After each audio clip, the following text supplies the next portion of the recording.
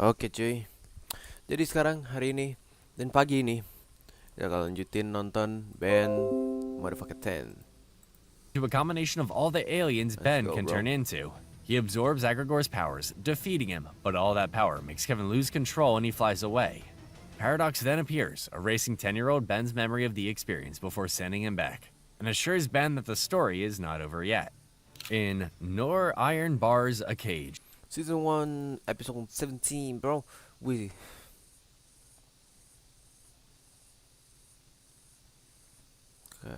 non-iron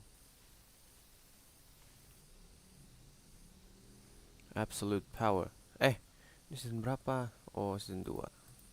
Okay. it's revealed that Kevin, still possessing all the powers of the Ultimatrix, has voluntarily incarcerated himself in Arcarceron, a prison in the Null Void dimension, in the hopes of murdering the prison warden Morgue. In a flashback, we see that when he was first trapped in the Null Void, he found himself in this same prison, where another prisoner, Quarrel, helped him break free from when he possessed all the powers of the Omnitrix, as well as teach him how to absorb materials around him. Quarrel orchestrated an escape attempt, but he was killed by Morgue when he sacrificed himself to allow Kevin to escape. Ben and Gwen figure out where Kevin had gone and try to warn Morgue, but Morgue isn't convinced the threat is real. They then accidentally stumble upon what Morgue is forcing the other prisoners to mine, and it turns out to be a hallucinogenic drug as he's now become a drug trafficker. Kevin finds Morgue, but Morgue shocks him and the other prisoners using the collars around their necks. Ben sees this and transforms into Echo Echo and uses his sonic ability to destroy the collars, freeing all the prisoners. Prisoners, you are instructed to return to your work immediately. Magnum Almond dengan coklat Belgia tebal. Magnum, designed for pleasure. Ben and Gwen find Kevin, and Ben transforms into Armadillo in order to stop Kevin from killing Morgue. They get separated in the fight, and Kevin once again comes face to face with Morgue. He throws him in the elevator and drops it, but Gwen is there to catch him. Morgue is taken into custody, but Kevin has escaped. Ben wonders if Kevin has gone too far, hinting they now have to kill him. But Gwen refuses to give up just yet. Absolute Power begins with Kevin continuing his revenge quest by taking Alan's Pyronite powers as his lust for power is growing stronger. Ben comes to his rescue as Kevin leaves, and Alan informs Ben that he was the first Plumbers' helper he attacked. Ben tries again to convince Gwen that the only way to stop Kevin is to kill him, especially after all he's done to everyone, but Gwen is still convinced there's another way. Their arguing turns into fighting, with Gwen showing off how much stronger she's gotten with her magic. It's only when Ben turns into way big that he defeats her and tells her sentimentality will get everyone else killed. Ben then mercilessly attacks other villains, demanding to know the whereabouts of Kevin. Gwen has no other choice but to seek out the help of Michael Morningstar and proves how much she needs his help by restoring his body to what it was before everything. Max then contacts Ben, telling him killing Kevin is the right thing to do. However, he reminds Ben that it's not what he would do to solve a problem, as Ben always finds a way to see the good in people. Gwen finds Ben attacking Vulcanus and stops him, revealing her new partnership with Michael. Michael reveals that when Kevin overloaded the Dominus Librium back in the previous show, Michael managed to save a piece of it, and they can use it to drain all of Kevin's powers. Gwen then finds Kevin in the arcade where they first met and tries to reason with him. Kevin struggles to fight back against his madness, but ends up fighting Gwen, resulting in him absorbing her magic. Part 2 begins with Gwen breaking free and retreating back to Ben and Michael. Gwen is heartbroken talking to Kevin didn't work, but Michael assures her that Kevin will come for them now after he got a taste for Gwen's power. Michael then takes them to Cooper, who looks a lot more muscular and taller than when we last saw him. Cooper assures Gwen that he will find a way to use the Dominus Librium to stop Kevin. It's obvious why Cooper's helping. You, not so much. Everyone takes turns delaying Kevin long enough for Cooper to finish building the machine that will drain Kevin, until finally, Ben is able to knock Kevin out using Ultimate Echo Echo. He's about to finish him when Gwen stops him. Ben reminds her what Paradox told him about protecting the innocent, and Gwen points out that that includes Kevin. Ben backs down, telling Gwen she'd better be right. They hook Kevin up to the machine, and successfully drain all his power, inadvertently giving Michael all the power absorbed into the Dominus Librium. But then, Ben reveals they anticipated Michael betraying them like this, so they installed a failsafe, taking all of Michael's powers away. All 5 aliens absorbed into Agrigor and Kevin are brought back to life, and Kevin shows his gratitude to Michael by punching him in the face. Nice. Everyone reconciles, and Gwen and Kevin kiss. Ben and Kevin are doing their routine measuring contest when a mysterious space pod crashes right on top of them. Gwen touches the pod and opens it and finds a beautiful, naked woman inside. They clothe her and naked question her, women. but she doesn't remember anything, only remembering that her name is Eunice. What is odd about her is that animals really seem to like her, as she is able to absorb the abilities of them. Ben begins to fall for her, and who can blame him? And Gwen has to remind him that he already has Julie for a girlfriend. Have you ever seen anything more beautiful? Suddenly, they're attacked by Sunder, and he is here for Eunice. Ben, Gwen, and Kevin fight back against him, and Sunder So reveals that this Eunice isn't a is- person, but an Omnitrix-like device known as the Unitrix. The fighting continues as they try to get Eunice back, and Azimuth has to come and explain everything. Turns out, Sunder is working for him, Okay. and Eunice Our was made Azimuth. to house alien DNA samples. Hence why she turned into a woman when Gwen inadvertently touched the pod. Azimuth sees her as nothing more than a machine, but Ben argues for her freedom, pointing out that she's just as alive as the aliens in his Ultimatrix. Azimuth lets her remain as she is, and takes her back to give her a purpose, but before she leaves, she gives Ben a parting gift, something beautiful. In Revenge of the Swarm, we see the return of Victor Validus, one of Ben's villains first introduced in Ben 10 Alien Swarm. Victor had figured out how to control microchips like a queen bee controlling a hive, and it seems he is finally getting revenge on Ben. He Dr. attacks Ben in the Octopus. middle of the night, and Ben Dr. manages to Octopus fight him Ben off and acquire one of Victor's microchips. He shows it to Gwen and Kevin, and they raid Victor's laboratories, only to discover that Victor has been dead for some time. They then meet with Victor's daughter Elena, whom Ben definitely doesn't have a thing for, hoping she will have some answers as to where the nanochips came from. But even she doesn't recognize them, despite also studying the nanochips her father did in her lab. Ben then sets up a date with Julie, but when she arrives, she is abducted by the nanochips. Ben confronts Elena and forces her to confess that the nanochips they've encountered Elena. are indeed hers. Elena. And Elena confesses to be the true My queen of the ex. nanochips, having constructed a fake version of her father, and abducted Julie out of jealousy. Ben rescues Julie and fights Elena, but the nanochips have taken over Elena's mind, so there's no longer Elena, but we. Julie helps Elena come back, and Elena has no choice but destroy herself in order to save everyone. Ben mourns Elena's death, but as they leave, the nanochips come back to life. The creature from beyond begins with another faction of the Forever Knights, led by Winston, excavating a magical sealed vault with their insignia on it, thinking alien technology is kept inside, when a mysterious demon creature called Lucubra breaks free and kidnaps some of them before fleeing. Tracking a disturbance in the mana field, Gwen leads Ben and Kevin to the same vault, and they team up with Winston and another Forever Knights faction led by Sir Cyrus. They discover that whoever sealed the vault used magic, something a Forever Knight wouldn't do. Together, they find Lucubra in a dark alleyway feeding on a policeman. Gwen accidentally gets too close and it starts feeding on her, assimilating her under its control. Kevin breaks her free, and the creature tries the same thing on her, but for some reason, Osmosians are immune to its control. Lucubra runs off with Winston, and Cyrus blames Ben for letting it get away. Gwen reads Winston's notes and realizes the seal wasn't guarding a vault, but was in fact a doorway to another dimension. Gwen uses her magic to locate Lucubra, and they fight it, as it continues to feed. But it still has a hold over Gwen despite not being attached to her. Kevin then reconstructs a makeshift tin hat for her to block out Lucubra feeding on her thoughts. Ben then uses NRG to dig a deep vault for Lucubra, and Gwen seals it like before. As the Forever Knights leave, Winston reveals that he is still under Lucubra's influence. Meanwhile, a mysterious old man at a retirement home senses the seal has been broken, and is saddened when he discovers his greatest fear is now a reality. This is the most relaxing game in 2025. What? Ben 10,000 Returns begins with a different version of Ben 10,000 using clockwork to defeat Eon, an interdimensional time traveler first introduced in Ben 10 Race Against Time, and Professor Paradox's arch-enemy.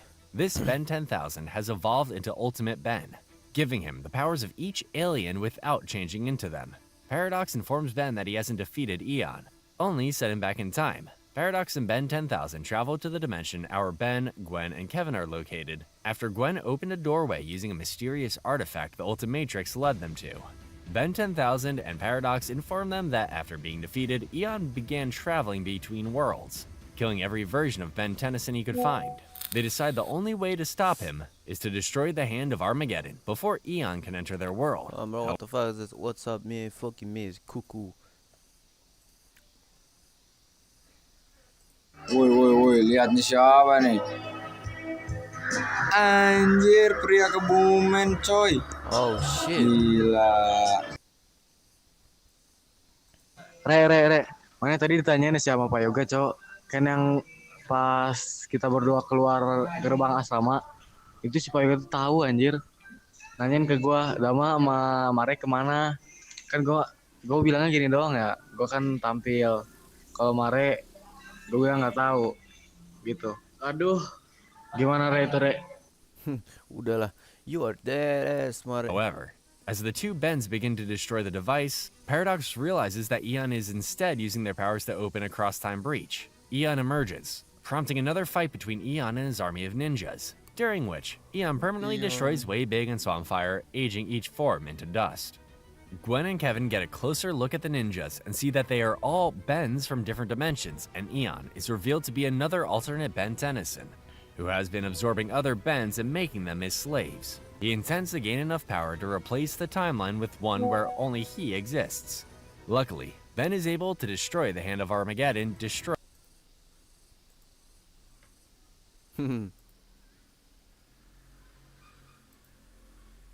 Bisa cok cabut lagi, cuman harus pintar aja mainnya. Makanya kalau cabut sama gua cok, pasti nggak bakal ketahuan.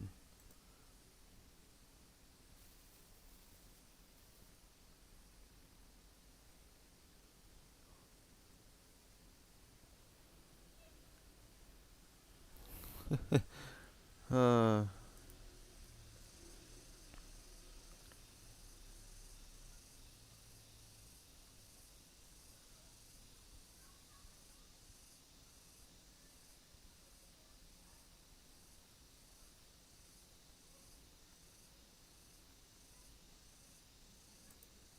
Okay, coba any conversation, a serious conversation with my friend, with my folks like this, bro. Escaping this motherfucking dorm.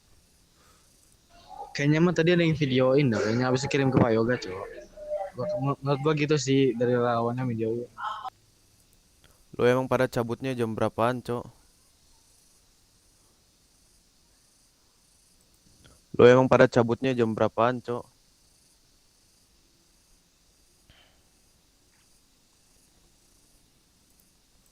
destroying Eon. Ben 10,000 then returns to his timeline, but not before giving Ben back Way Big and Swampfire, as well as a few others he's never had until now. Paradox then ominously warns Ben about Old George and the creature from beyond. What could that mean? In the episode Moonstruck, we get to see a bit of Max's backstory and how he met Gwen's grandmother. Ben and the gang are helping Max clean out the old rust Mar, bucket lu when Gwen siap-siap Mar, stumbles upon a unique dihantam bracelet pakai that more or lumpur less anjing belonged nanti to her sama Pak Yoga. grandmother, Verdona. Mampus lu. Max is then persuaded to tell the story of how they met. Back in the early 60s, Max was flying advanced jets for the Air Force when he spotted a UFO. He shot it down, but not before destroying his own jet. The incidents caused him to get kicked out of the Air Force since no one believed his UFO story. But he was then recruited by a general working for NASA who believed his story. On the way to NASA, Max stopped at a diner where he was approached by a beautiful woman wearing the same bracelet. She introduces herself as Verdona, and the two hit it off right away. She then gets afraid and tells them they need to leave when an advanced robot known as a synthroid appears to take her back. Max manages to fight it off and they escape in his car. Crap on Verdona Max. explains that she's an Anodite and was the synthroid's prisoner in the ship Max shot down as the bracelet prevents her from using her powers. She escaped and used her telepathy powers to locate him as their minds are now connected. Max tries to remove the bracelet, but the synthroid catches up to them and takes Verdona. Max uses their connected minds to locate where its ship is and tries to rescue Verdona. Luckily, a plumber shows up, and Max takes his gun when he is knocked out. Inside the ship, Verdona helps Max figure out how to defeat the synthroid by blowing up the power sphere. They escape the blast along with the plumber, and the bracelet is removed. Verdona is finally free. Goblok aja diantar pakai lumpur. Tadi main berangkat ini sih jam 6.10 gitu. Soalnya emang kan mau ini apa namanya? Tampil jadinya jam segitu. Gua nunggu di WS. Si Mare mau ikut. Ya udahlah, habis itu si Agoy 20 menit. Enggak deh. Apa iya kayaknya 20 menit deh. 20 menit setelah itu ngechat gua. Udah mau Mare kemana? Mau gua tunjukin enggak SSN-nya? Ayo sering. Dah, yang penting itu.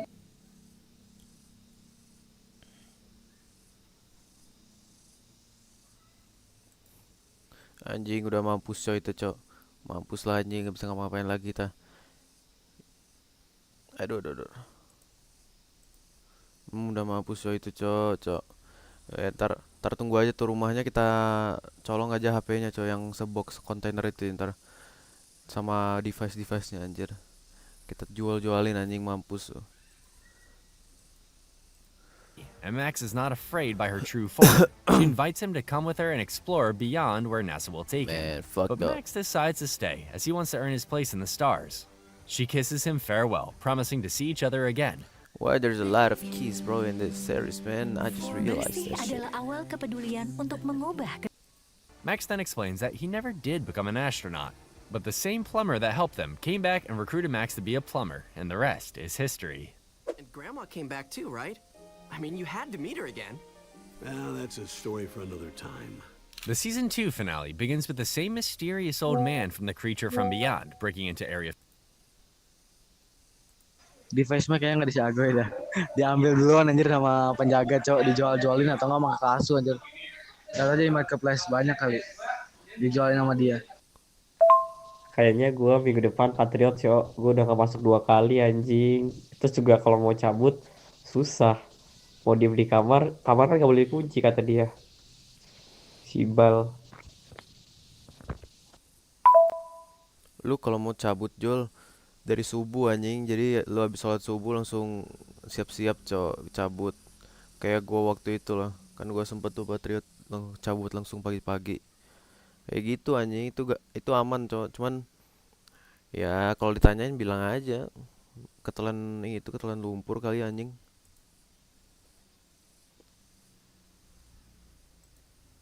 Area 51, causing the entire facility to mysteriously vanish. Ben and the gang, along with Cooper, arrive at the massive crater left behind, where Rosam informs them that below the facility were several holding cells that housed 775 potentially dangerous aliens for over 50 years. Ben transforms into Big Chill and examines the Big inhumane Chill. conditions each prisoner is kept in.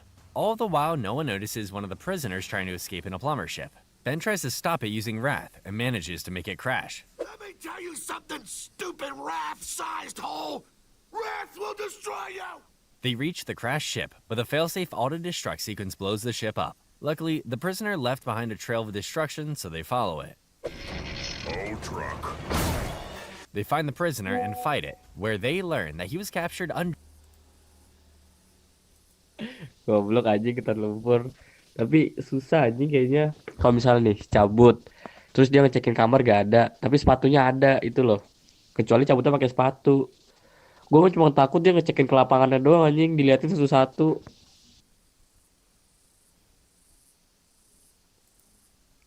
Kalau misalnya dicekin lapang satu atau di absen ulang kayak waktu itu yang masih Bunita, bilang aja anjing dia buta kali anjing kagak ngeliat kita gitu kan.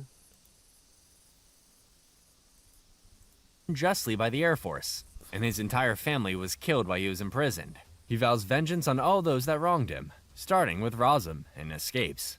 Ben and the gang fly to Patrick Air Force Base to warn Rosam, unknowingly bringing prisoner 775 right to him.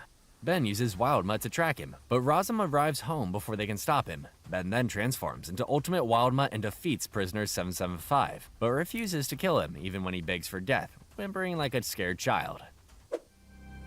Some threat, huh? The plumbers take prisoner 775 back to his planet, and Ben adds his DNA to his Ultimatrix. Max scolds Rosam for what he did, but Rosam justifies his actions, saying he'd do it again in order to protect his country.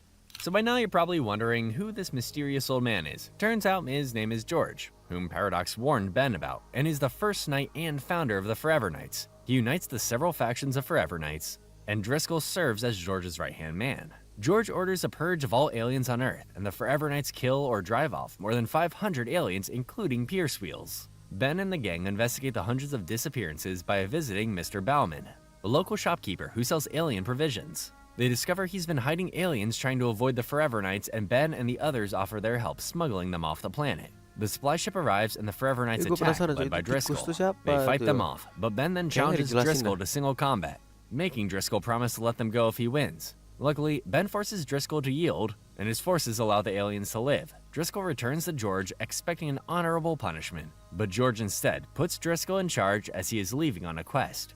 But before he leaves, George tells Driscoll to be ready for the battle of 100 lifetimes.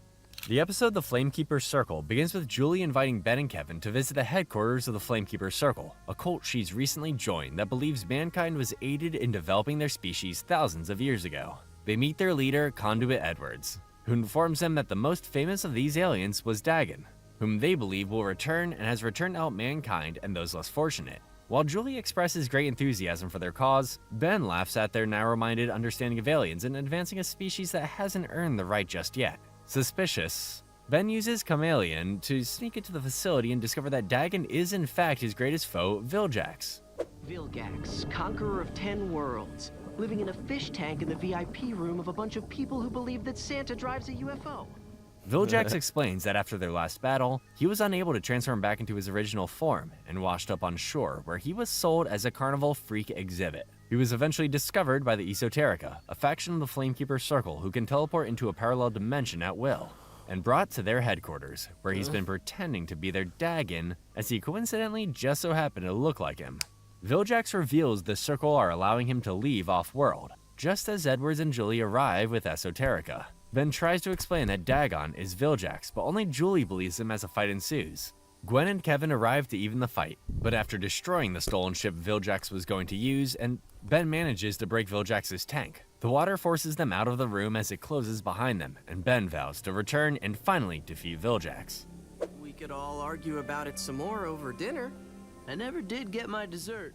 In The Perfect Girlfriend, Julie has been acting weird lately, even giving up her tennis tournament just so she and Ben can hang out together. It's as if Ben is her one and only priority. What'd you do, Ben? Hypnotizer? Gwen has Kevin follow Julie to make sure everything is fine with her. But it's only when Ben and Julie are alone together watching a tennis tournament that Ben discovers that the real Julie is at her tennis tournament. And the Julie that's been waiting on his every need is Elena. She once again confesses her love to Ben, promising to use her nanochips to make Ben happy no matter what. But then Julie comes back home, prompting Ben to protect her from Elena. Elena almost kills Ben, but Julie manages to convince Elena to let him go. Elena disappears, vowing revenge against Ben. A Night to Remember begins with Ben and the gang, accompanied by a squadron of plumbers attacking Edward and the Esoterica transporting Viljax, still thinking it's Dagon. The fight ends with the Circle escaping Viljax and the warehouse exploding around them, but not before Kevin was able to capture one of the Esoterica. The captured Esoterica turns out to be Winston, who has no idea what is going on or why he's an Esoterica. They confront Driscoll and the other Forever Knights, where they discover that Dagon is real, and has been using the Lacubra from the same dimension to possess and control anyone at will. Dagon controls Gwen and informs them that Viljax is after his heart, which George cut out of him centuries ago and will give Viljax unlimited power. Driscoll then tells the tale of when George first encountered Dagon. Apakah kelihatan sih?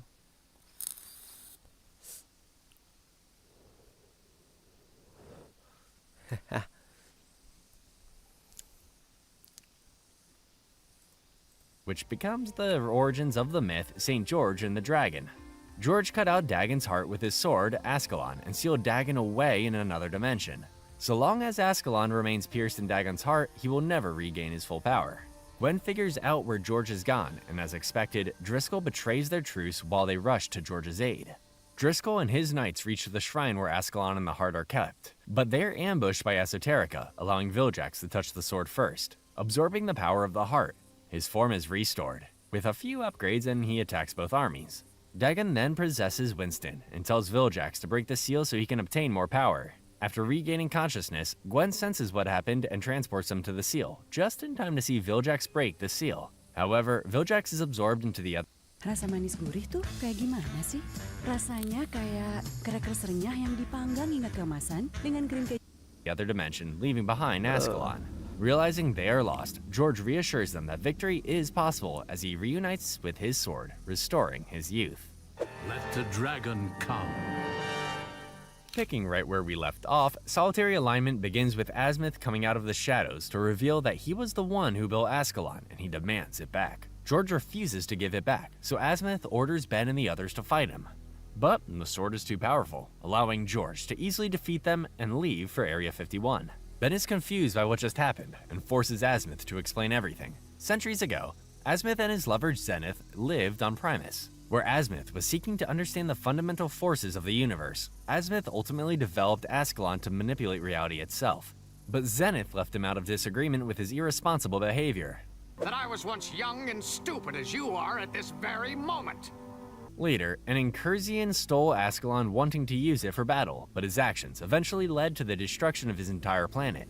Azimuth retrieved Ascalon, and swore to dedicate his life to peace. Hence why he created the Omnitrix, which was also a desperate attempt to get Zenth to notice that he changed.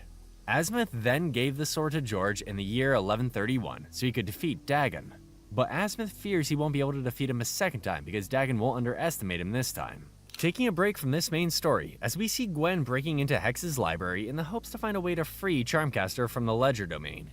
Hex catches her and regretfully informs her that there is no way to save his niece, but Gwen is still determined and figures out a way to combine science and magic and re-enter the Ledger domain.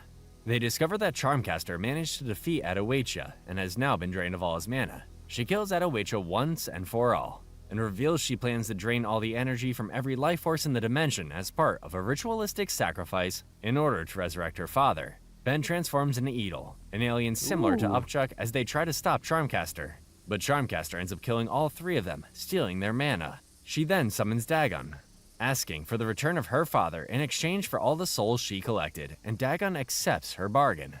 Spellbinder returns and embraces his daughter with loving arms, but he is disgusted and ashamed of his daughter when he discovers what she did to bring him back. He refuses to stay, and Dagon has no choice but to give back all the souls that were taken.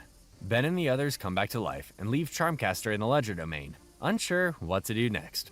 Couples Retreat opens with the gang trying to stop Michael from opening a doorway to the Ledger domain. He unfortunately succeeds, and Charmcaster is impressed by Michael's skill with magic, taking him inside the Ledger domain.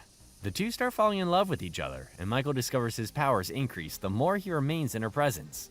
Eventually, Charmcaster grows to trust Michael more than anything, and shows him how she changed the doorway out of the Ledger domain. She then tells Michael her real name, Hope, romantically giving Michael power over her. Of course, this is Michael we're talking about. His idea of romance is a little different. Michael then exits the Ledger domain and is attacked by Ben and the gang. Michael's powers are too weak outside the Ledger domain, so he retreats back to Charmcaster. Ben and Gwen figure out how he opened the door and follow after him. Yeah, everybody knows everybody. Another fight breaks out, and in the heat of the moment, Michael calls Gwen Lovely Gwen. This prompts Charmcaster to get jealous of Gwen and ask Michael what her name is. Michael can't remember and guesses Heather, which enrages her, banishing him and the others out of the Ledger domain. With his powers drained, Ben and the others can now give Michael a long overdue beating. Sadly, Charmcaster remains in the Ledger domain, mourning the loss of what she thought was true love. The beginning of the end begins with Esoterica attacking Ben and the gang in Kevin's garage, who are here to make sure they don't interfere with the coming of Dagon. We were sent to destroy any who dare interfere with the coming of Dagon.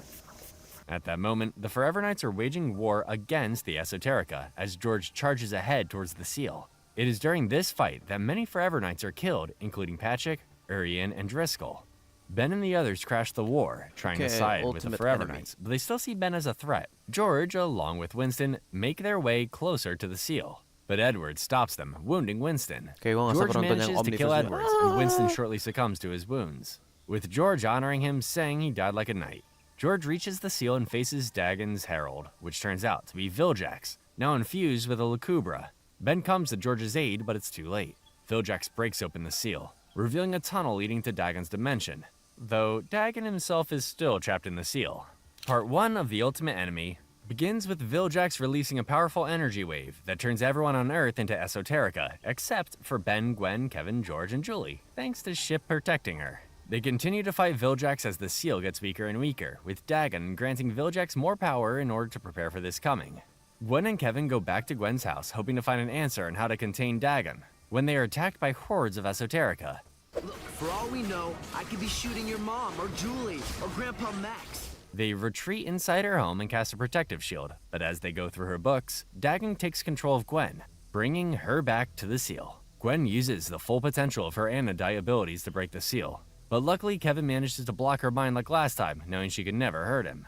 Dagon had used Gwen because he realized Viljax was only using Dagon's power for his own personal gain. Further proved when Viljax's former right-hand man, Siphon, arrived with a spaceship ready for whatever Viljax is secretly planning. None of it matters though, as Dagon finally breaks the seal, revealing his gigantic monstrous form spanning the entire sky. Part 2 begins with Ben transforming his ultimate way big, bringing Dagon down to his playing field. Ben learns very quickly that Dagon has regenerative capabilities.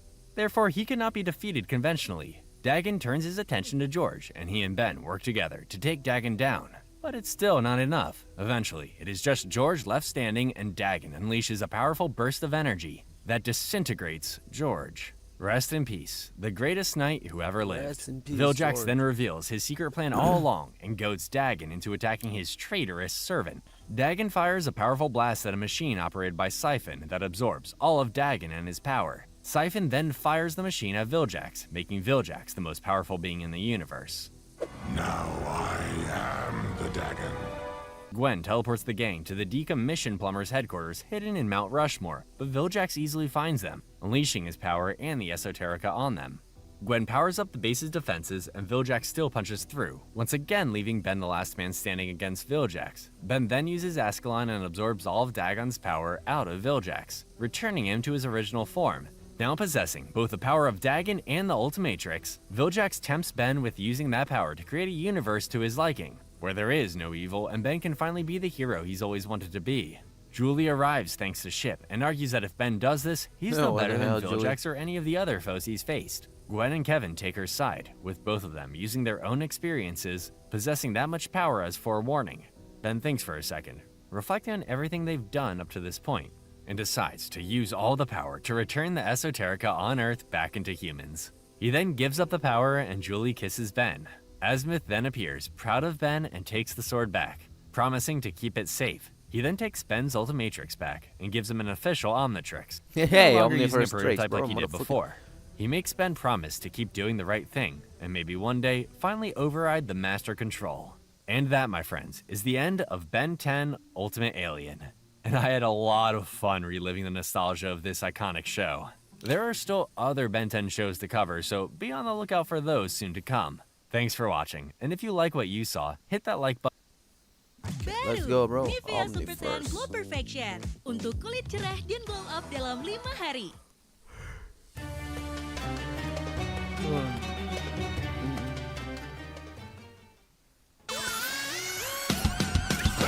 How did Ben Tennyson, ordinary kid, and not so ordinary wielder of the Omnitrix, go from this Thanks, partner. Don't mention it. But I just did. And we're not partners. I work alone now. to this? After what we just saw, sitting around sipping smoothies seems a bit mundane. In this episode, we're going to find out. That's right, today I'm covering the entire story of Ben 10 Omniverse, from start to finish. Let's get right into it. If you've somehow never heard of Ben 10, a franchise spanning 5 animated series over nearly 20 years, you're probably going to need a little bit of context. Ben 10 Omniverse is the 4th series in the Ben 10 franchise and the final series set in the classic continuity. Now, meet Ben Tennyson.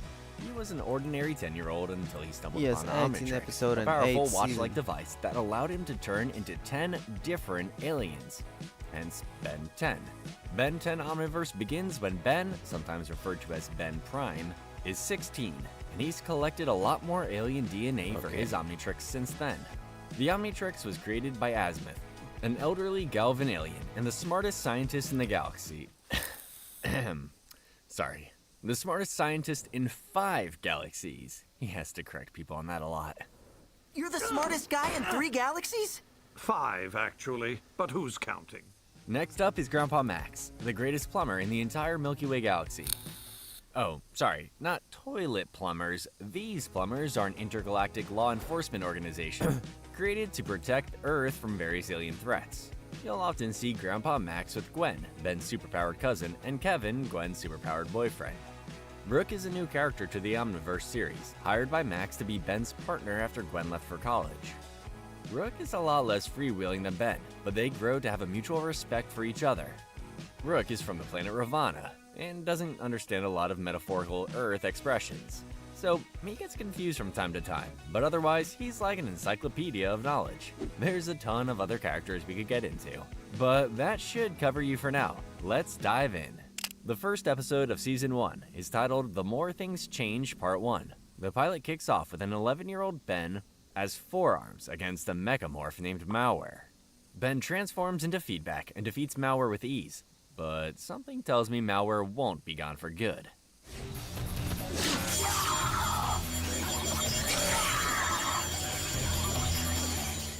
Ooh, a self-butt kicking. Those are rare. 5 years later, Ben, Kevin, and Gwen win a battle with Zombozo. Gwen and Kevin tell Ben that they're moving away from Bellwood. As Gwen skipped a few grades to attend college, Ben's disappointed but vows to fight the bad guys as a solo act. Ben meets up with Grandpa Max in the secret plumber's base, but an alarm goes off before they can chat. Ben tracks down the problem and finds Crabdozer. He tries to turn into Humongousaur to fight it, but turns into Spider Monkey instead. Even superheroes get annoyed by new tech upgrades. After the fight, a small alien named Pac-Man tells Ben that there's a gang blackmailing alien shops. Ben tries to go undercover to catch the alien trio, but he attracts a little too much attention as Cannonball. Gue suka art style.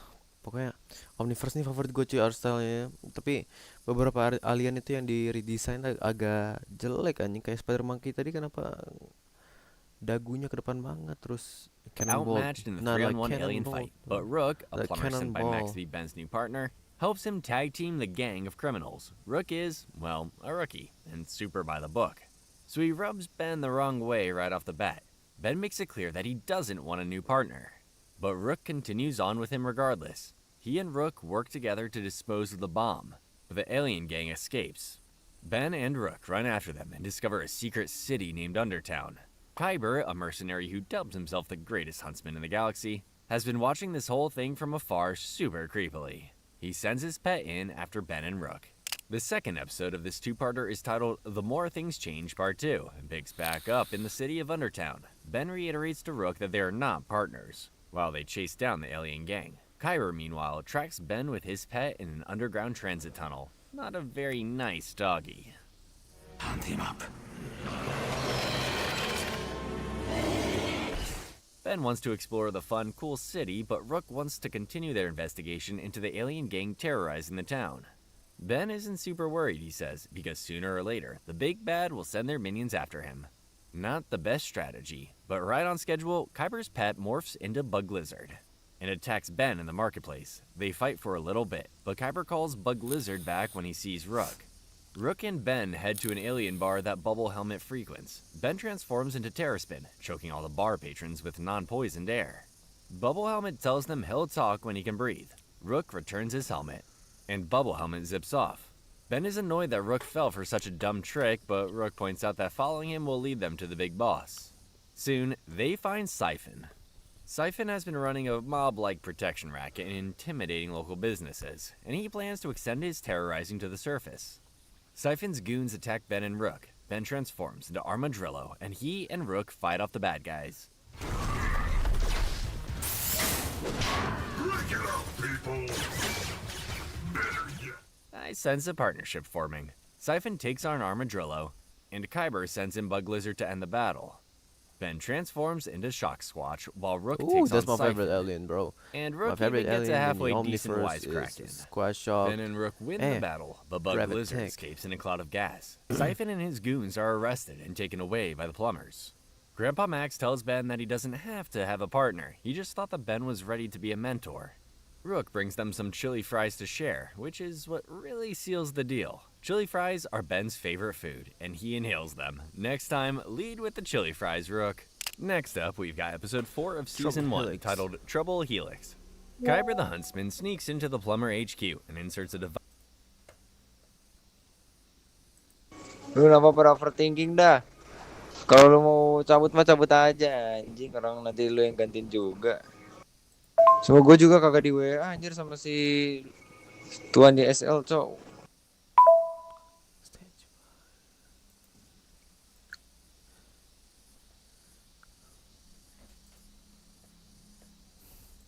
Into the holo display, playing a flashback video. Why did we hire you guys again? You called control unit fabrication. I called it, but you did it! The video shows that 5 years ago, Max asked for Azimuth's help with Ben's glitching Omnitrix. It's a pretty quick fix. Max leaves Gwen and Ben alone for a minute while he speaks with Azimuth about grown-up stuff, annoying the kids. Outside, something crashes into a nearby swamp. Ben turns into Feedback to investigate. You better hope so, Ben. Feedback fights the party crasher in the swamp, which turns out to be Mechamorph. Feedback morphs into Forearms, and the Mechamorph blasts Forearms through the tower. Azimuth recognizes the Mechamorph as malware and tells him that the technology he wants isn't ready. Malware steals the incomplete Helix technology and kidnaps Albedo before escaping. Max, Ben, and Azimuth hop in the skipper to fly to Moon Galvin B. On their way over, Azimuth explains that using the helix, they terraformed Galvan B, which created the galvanic mechamorphs. The mechamorphs built a peaceful civilization. When Azimuth shut down the helix, malware was born, corrupted and incomplete. Yeah, dude, maybe next time. Don't try to kill off an entire species after you create them by accident.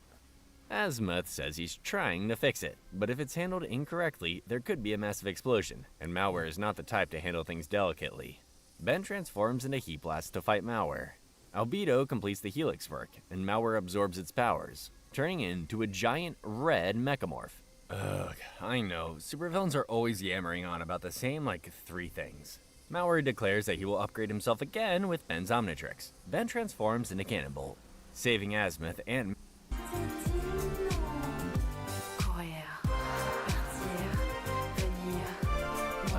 Close the damn door. Max from Laser Blasts. They fight, with malware trying to rip the Omnitrix from Ben. Ben transforms again into Diamond Head, trapping malware in Crystal. Don't you ever get tired of being wrong? Back in the present, Kyber copies and saves the video file before exiting HQ unnoticed. Well, hopefully that guy doesn't have any nefarious plans.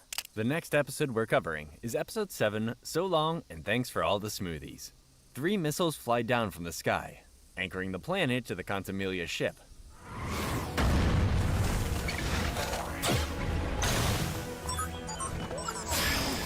Nice save. Ben and Rook go to investigate the ship, where they find the Vriedel brothers. Kinda dramatic, Rook. Apparently, the Vriedel brothers destroyed the Plumbers Academy, forcing Rook to take his final exam in a trailer. Still seems dramatic, Rook. They soon run into Argit, a Conrat and longtime friend of Kevin's. Argit is just as surprised to see Ben.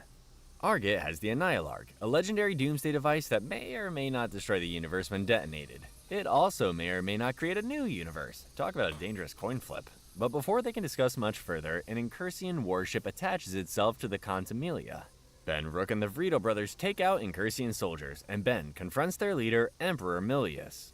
Ben transforms into NRG, melting the Incursian's weapons. Argit storms in, mad at Milius, who promised to buy the Annihilarg from him. NRG demands Argit turn over the device. But Argit says he gave it to the Vriedel brothers, who are already on their way back to Earth. It is 100% your fault, my dude.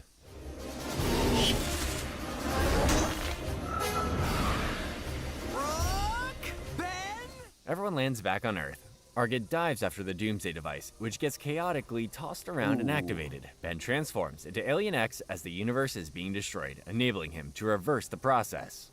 But before Alien X can do anything, he has to come to an agreement with Bellicus and Serena.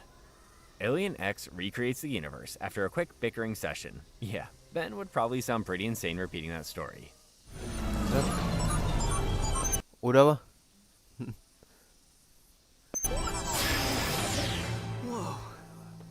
Enggak apa? No boom? Rook and Argit think Ben had a panic-induced hallucination, and Ben is positive that he created the universe, noting that his favorite grape smoothie tastes different now. Next, we've got the final 2-parter of Season 1, titled Of Predators and Prey. Ben and Rook are having a grand old time at the arcade when they're rudely interrupted by Crab Dozer, a transformed version of Kyber's pet. You fight in real life all the time. Yeah, but this is in 3D. Like it's coming right at you. Ben tries to transform into Humongosaur again, but gets Stinkfly instead. Ben transforms into a bunch of different alien forms, but Kyber's pet overpowers him as a predator every single time. Later, Rook makes the observation that Kyber's pet was able to transform based on Ben's weaknesses. And it had a device that looked a lot like the Omnitrix, but red. Sure, Ben, who cares about the havoc it wreaks in the meantime? Ben and Rook head to Undertown to investigate and soon get into a fight over strategy. Or rather, Ben's total lack of strategy. Frustrated, Rook bails on the job, leaving Ben to look around Undertown alone. In a flashback, we see malware in the lair of Dr. Psychobos. He wants the doctor to build him his own Omnitrix. Back in the present, Psychobos is speaking with Kyber, saying he needs Ben's DNA. Ben summons Kyber's pet using a dog whistle from Pakmar's alien pet store, and he gets attacked. Ben tries to use the Omnitrix to transform, but it's recharging, so he escapes on his hoverboard instead. Is that the expression? Ben zips around for a bit before transforming into Crash Hopper. Kyber's pet transforms into Musulator, swiftly taking him out. Fight back all you want. There is a predator for every kind of prey. Ben turns into several different aliens, but Kyber's pet transforms into the correct predator every time. Ben tries once more to become Humongosaur, but no such luck. He turns into Ball Weevil, which Kyber's pet easily takes on as Terrorantula. Ball Weevil flies through a sewer pipe onto the street, and Ben is just praying aloud that Rook will show up. While Kyber and Ball Weevil fight, the Omnitrix times out, transforming Ball Weevil back into Ben. He passes out, and Kyber finally catches his prey. Now, for the second half of this two-parter, Ben is being held captive by Kyber the Huntsman, who rudely slashes up part of his hoodie. I don't think Ben's going to get Kyber to buy him a new one. Kyber tells Ben that he's been working with Dr. Psychobos and Mauer to create an Omnitrix clone called the Nematrix, which would enable his pet to transform into Ben's alien predators. For 5 years, Kyber has been hunting predators across the galaxy to collect their DNA, enhancing the powers of the Nematrix. Ben, probably still annoyed about his hoodie, taunts Kyber for not capturing him sooner. While Kyber is distracted, Ben uses his sword to cut himself free and turn into Humongosaur. I mean Wrath. Wrath fights Kyber's dog and then Kyber. Kyber is about to cut off Ben's Omnitrix arm when Rook shows up. Turns out he and Rook were never fighting. That was just a strategy to get Kyber off their trail. Smart move, guys. Kyber whistles to his dog, which turns into Crabdozer and pins Ben to a wall. Ben transforms into Heat Blast before getting chewed up and spit out by Crabdozer. Yuck. I don't even want to know. Ben transforms into Armadillo, then Stinkfly, then Crab Lizard, but Kyber's dog transforms into Ben's predator every single time. That seems exhausting. While fighting on top of the ship, Ben finally transforms into Humongosaur. We've been waiting for 10 episodes to see this. Humongosaur fights Tyrannopede and almost wins, then accidentally transforms into Gray Matter, making himself just small and smart enough to pinch a nerve on Tyrannopede, making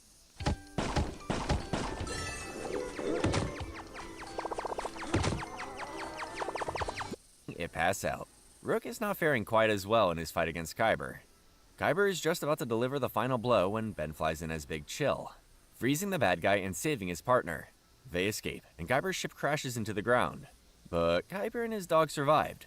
Mauer gives them instructions to capture Ben again, leaving us with a cliffhanger at the end of Season 1. To kick off Season 2, we have an episode titled Outbreak. It begins with Dr. Psychobos' lair as he tries to fix the Nematrix, which is glitching out and causing uncontrollable transformations. Kyber volunteers to track down Ben again, but Psychobos stops him. Very true. Broken clocks are right twice a day. Meanwhile, Rook and Ben are training at the plumber base. Max and Rook think that Ben needs to do some drills without the Omnitrix, just in case it fails. Ben assures them that will never happen. Dr. Psychobos and his robotic snakes break into the base to fight the plumbers. Psychobos snatches a piece of the Omnitrix from Ben before escaping. The Omnitrix glitches again, releasing a burst of energy that transforms Rook and the plumber prisoners, enabling them to break out of their cells. See, Ben, you jinxed it. Whoa. Siphon, now transformed into a Pyronite hybrid, sends a message to the wider base saying that he'll suck all of Bellwood into the Null Void if they don't free him and his minions. Bluekick and Dryba try to fix the Omnitrix, to no avail, eventually transforming Ben into a yellow blob alien called the Worst. That name is probably not great for his self-esteem. Our heroes head underground to shut off the base's power, closing the portal to the Null Void. The bad guys attack, and the pint-sized heroes fight back. Bluekick and Dryba finally fix the Omnitrix, the Worst transforms back into Ben, and everyone else turns back into normal. Ben transforms into Kickenhawk, taking out the bad guys with ease.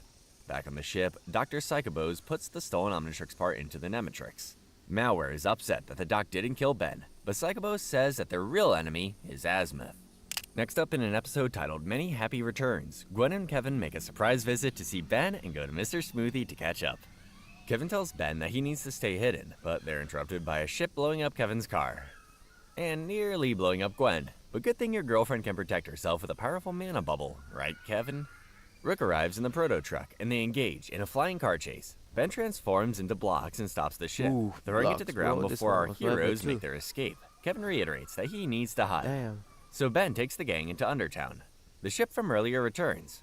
A Tetramand named Princess Luma Redwind exits with Arget, saying that she's there to claim her husband, Kevin Levin.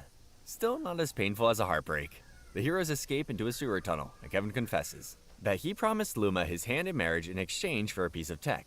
They said there was no way. I was an outsider.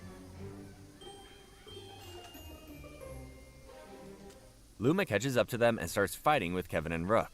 Ben transforms into XLR8, and Gwen turns into her Anodite form. Just then, a huge Tetraman ship flies in. Luma's father, Warlord Gar Redwind, demands Kevin his daughter. In exchange, he won't destroy the entire Earth. The Tetraman soldiers erect a wedding chapel. Ben transforms into Crash Hopper and challenges Luma to a fight. Luma easily defeats Crash Hopper, then Clockwork, then Shock Squatch. Ben refuses to give up and transforms into Forearms, who emerges from the battle victorious. The Tetramans tell Ben that this means he has to marry Luma. Kevin makes a quick getaway with Gwen. The Tetramans leave, telling Ben he has 3 years to prepare for the wedding. Ben and Rook are heading to the old Bellwood Days Festival, where Ben is making an appearance. Sorta.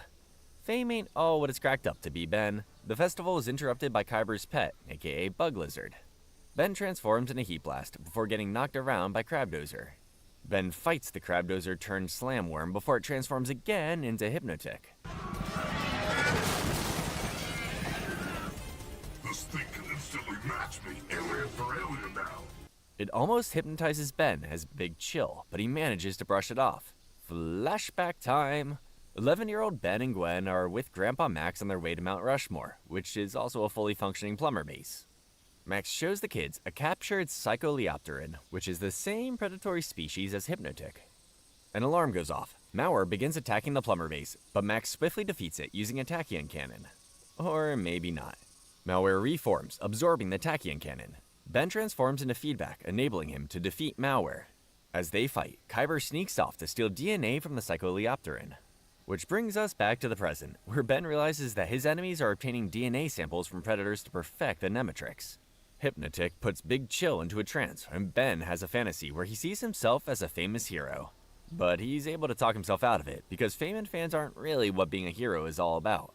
Ben figures out that this whole fight is just a diversion to get the duo away from Proto Truck.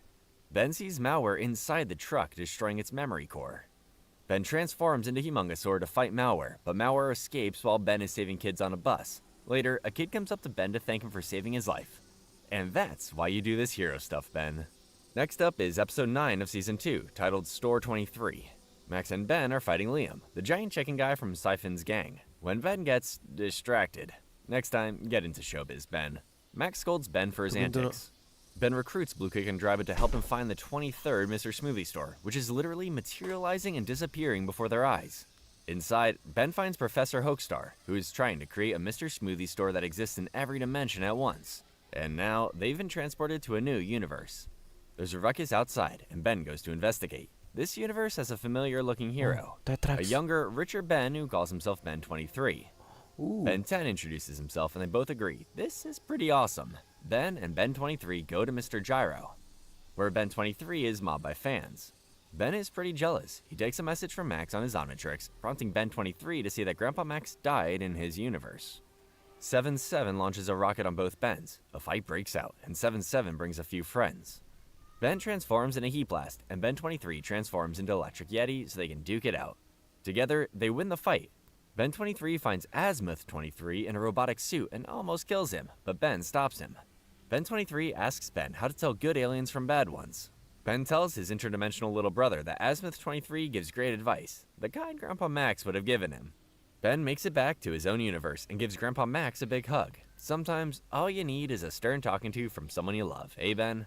To kick off Season 3, we have our first two-parter, titled Showdown. On Galvin Prime, Dr. Psychobos, Kyber, and Malware steal a DNA sample from an omnivoracious skeleton.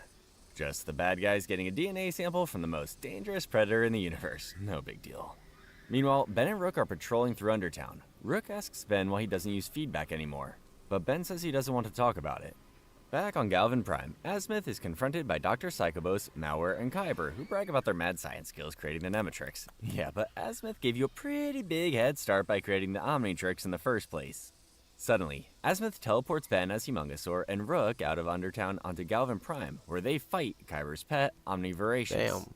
Ben is almost eaten by Hypnotic, but Azimuth finishes his new invention in the nick of time. Azimuth blows the whistle and Kyber's pet turns back to normal. You are Azimuth. I cannot believe I am in the presence of the greatest mind in the universe. Rook and Kyber have an epic Kayak boneka, whistle-off anjing diangkat. before Azimuth turns Kyber's pet into Visotopus, the natural predator of Dr. Psychobus. Ben figures out that the villains are being helped by malware. Azimuth says he doesn't want a repeat of what happened to Feedback. This prompts Rook to ask Ben again, what the heck happened to Feedback? Flashback time. Ben says that Feedback was his go-to alien for a while, until he had a fight with Malware several years back. Ben fought Malware as Feedback, but Malware removed the alien DNA from the Omnitrix entirely and destroyed it. Upset, Ben punched Malware, causing a huge explosion. They thought this was the end of Malware, but they were wrong. Ben thinks this entire thing is all his fault. Dr. Psychobos is arrested and Kyber's pet is taken away, but the Nematrix and Kyber are missing. And Galvin B is suddenly destroyed. That doesn't look good. The second half of Showdown begins just 5 minutes before the Galvin B explosion. Several galvanic mechamorphs try to stop Malware, but he blasts them away. Malware finds a helix and absorbs its power, destroying Galvin B.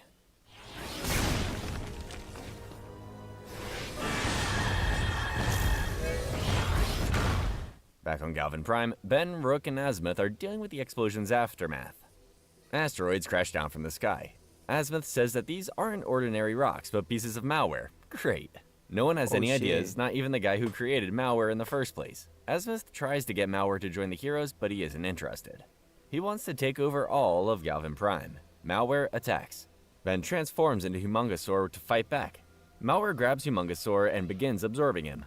Max flies in on a plumber ship, blasting Malware just in time to save Ben, Rook, and Azimuth. The ship flies away and the gang escapes. Azimuth tells the others that he designed Galvin Prime to have a series of firewalls to prevent viral attacks, like the one Malware is engaging in. If the firewalls are activated, Malware won't be able to take over. He just needs Ben and Kevin to distract Malware for a bit. Back on the surface, Ben fights Malware as Way Big while Kevin takes on Kyber's pet. Looks like Kevin is winning. Giant Malware and Way Big face off. It looks like Way Big might have things under control, until Malware oozes up from the surface, trapping Way Big in place. Blue Kick and Dryba finish their work on the firewall, just barely preventing Malware from reaching the core. Guys, we're almost out of time. Plenty of time. We're done. Well? Malware absorbs Way Big into his body entirely. Ben is inside Malware, drifting in and out of consciousness. Yeah.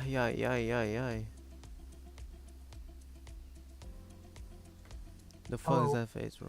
He sees an 11-year-old version of himself, grieving right after he lost Feedback. Azimuth tells him that losses are a learning opportunity. Present-day Ben gets an opportunity to talk to his younger self, telling him that he did learn from the experience, and most importantly, he learned to forgive himself. Ben shakes hands with his younger self before bursting out of Malware. As his old friend, Feedback, suddenly, hundreds of galvanic mechamorphs rain down from the sky, damaging Feedback and turning him back to his original size. Feedback hooks up to the helix, using the energy to finish off Malware for good this time. Next up, we've got another two-parter titled The Frogs of War. The Incursians are about to invade planet Earth. At Plumber HQ, Max tells Ben and Rook that the Incursians have them surrounded and are preparing for war. The citizens were riled up by Will Harang, a loudmouth TV personality known for his smear campaigns against Ben. Max urges Ben to calm down the city. He's a celebrity hero and they're likely to listen. Okay, Max was wrong. Ben nervously fiddles with his Omnitrix, accidentally turning on the randomizer function. He transforms himself into Way Big, and then NRG, and then Water Hazard, causing a whole bunch of destruction and fear among the crowd. In space, Emperor Milius is assisted by Dr. Psychobos. The incursions break through the planetary shields. Ben is able to take a few of them down as Astrodactyl and Wrath, before being saved by Rook midair.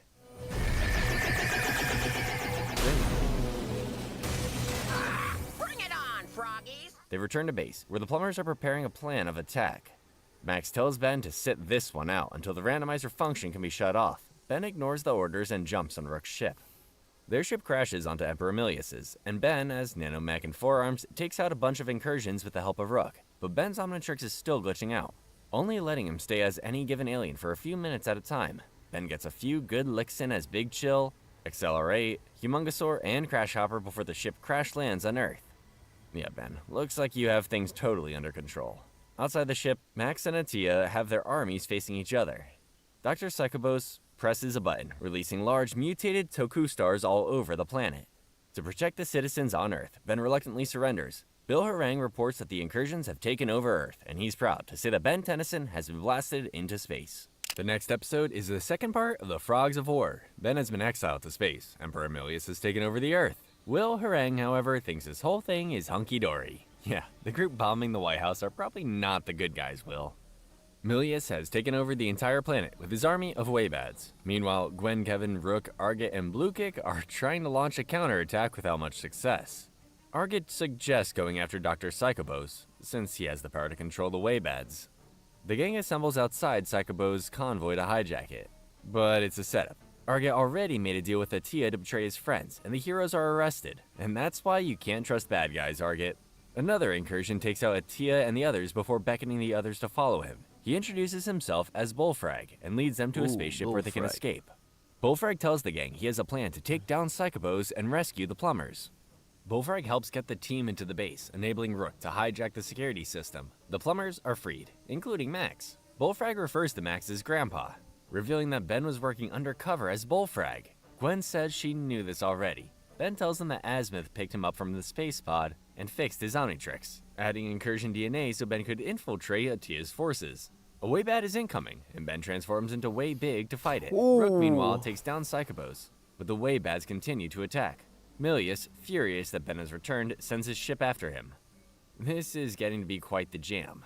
Rook reemerges with a null void projector, setting the Waybads into a different dimension. This gives Waybig the space to blast Milius' ship with his laser beam, causing it to crash. Ben, Gwen, Kevin, and Max confront the Emperor, with Atia and Psychobos in chains. The gang arrests Milius, but Atia breaks from her handcuffs, insisting that this was her plan all along. She knew Ben would break free and overthrow her father, enabling her own takeover. Atia agrees to call off her army if they keep her father under lock and key. Emperor Milius is equally proud and devastated. Anjay. On her way out, Atia gives Ben a very tonguey kiss. Blech.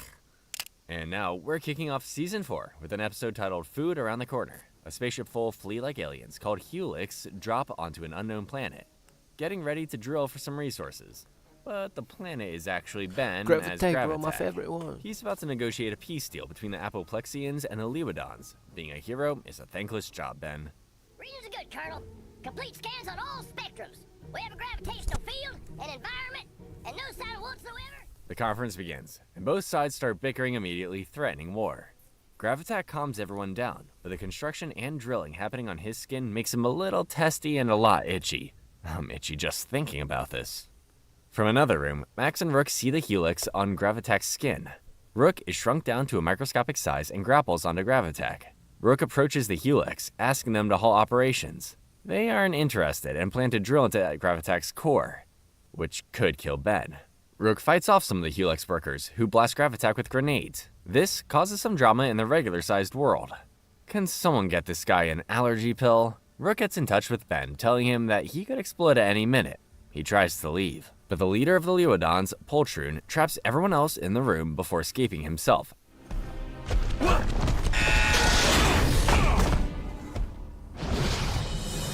Oh no, Poltroon! Saying he plans to take over his home planet.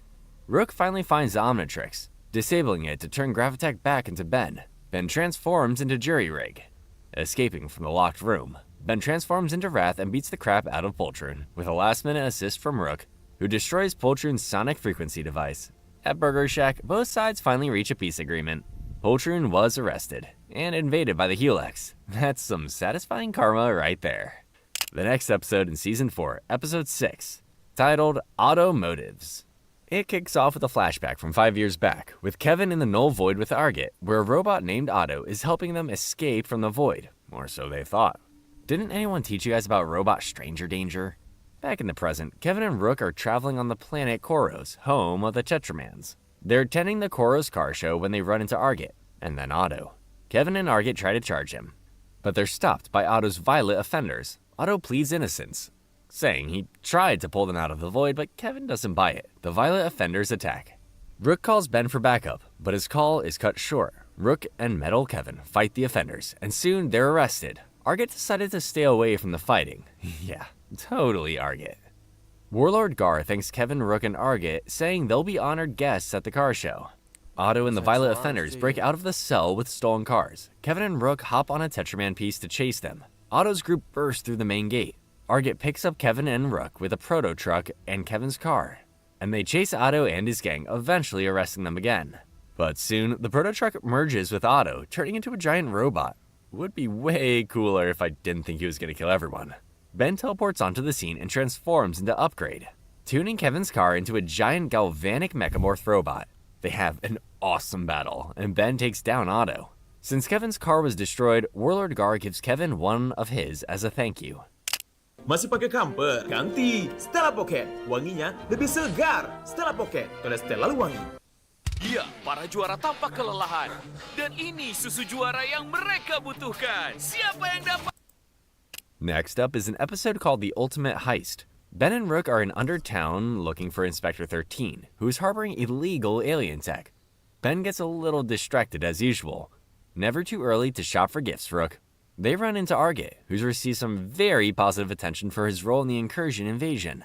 Argate takes Ben and Rook to his office, where Ben tells him about the search for Inspector 13. Argate agrees to help them break into his warehouse and find him if he can keep the legal weapons to sell for himself. Surprisingly, Ben agrees. Meanwhile, Albedo, Ben's evil twin, is pounding on the door of his jail cell at Plumber HQ, saying he's actually Ben Tennyson.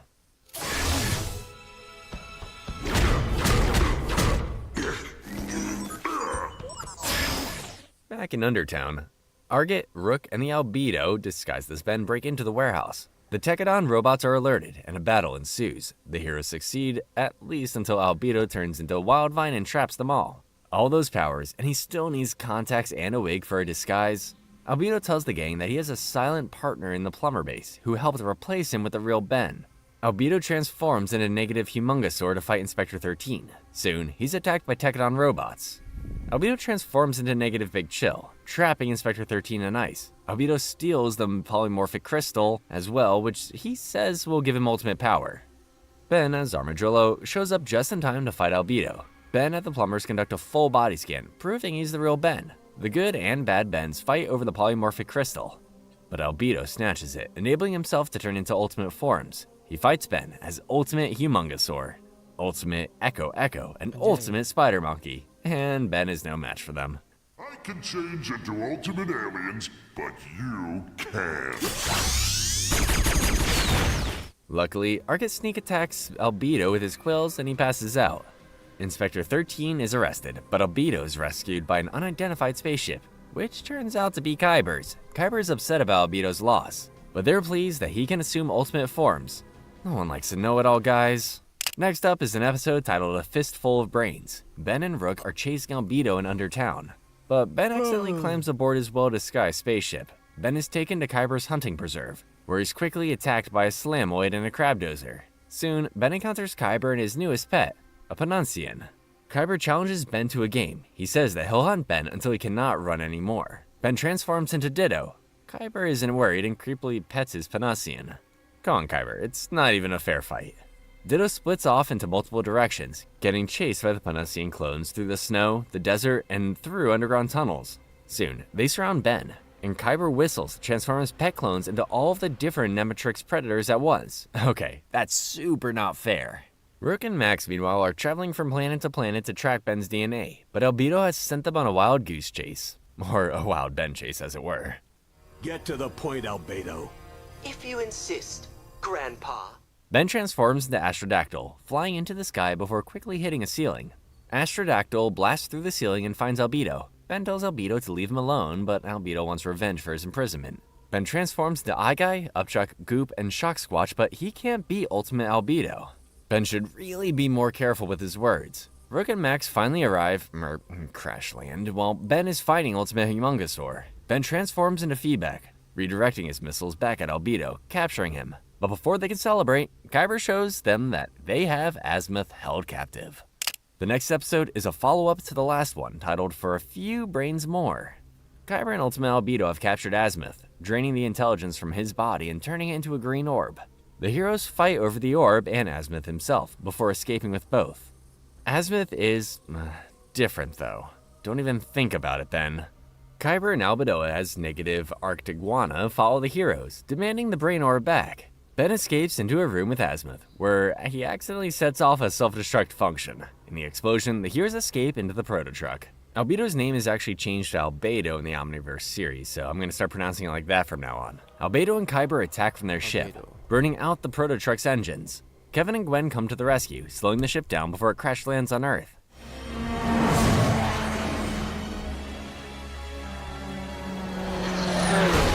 Ben transforms into Gravitack, but Albedo takes him down as the negative Armadillo and then negative Gravitack.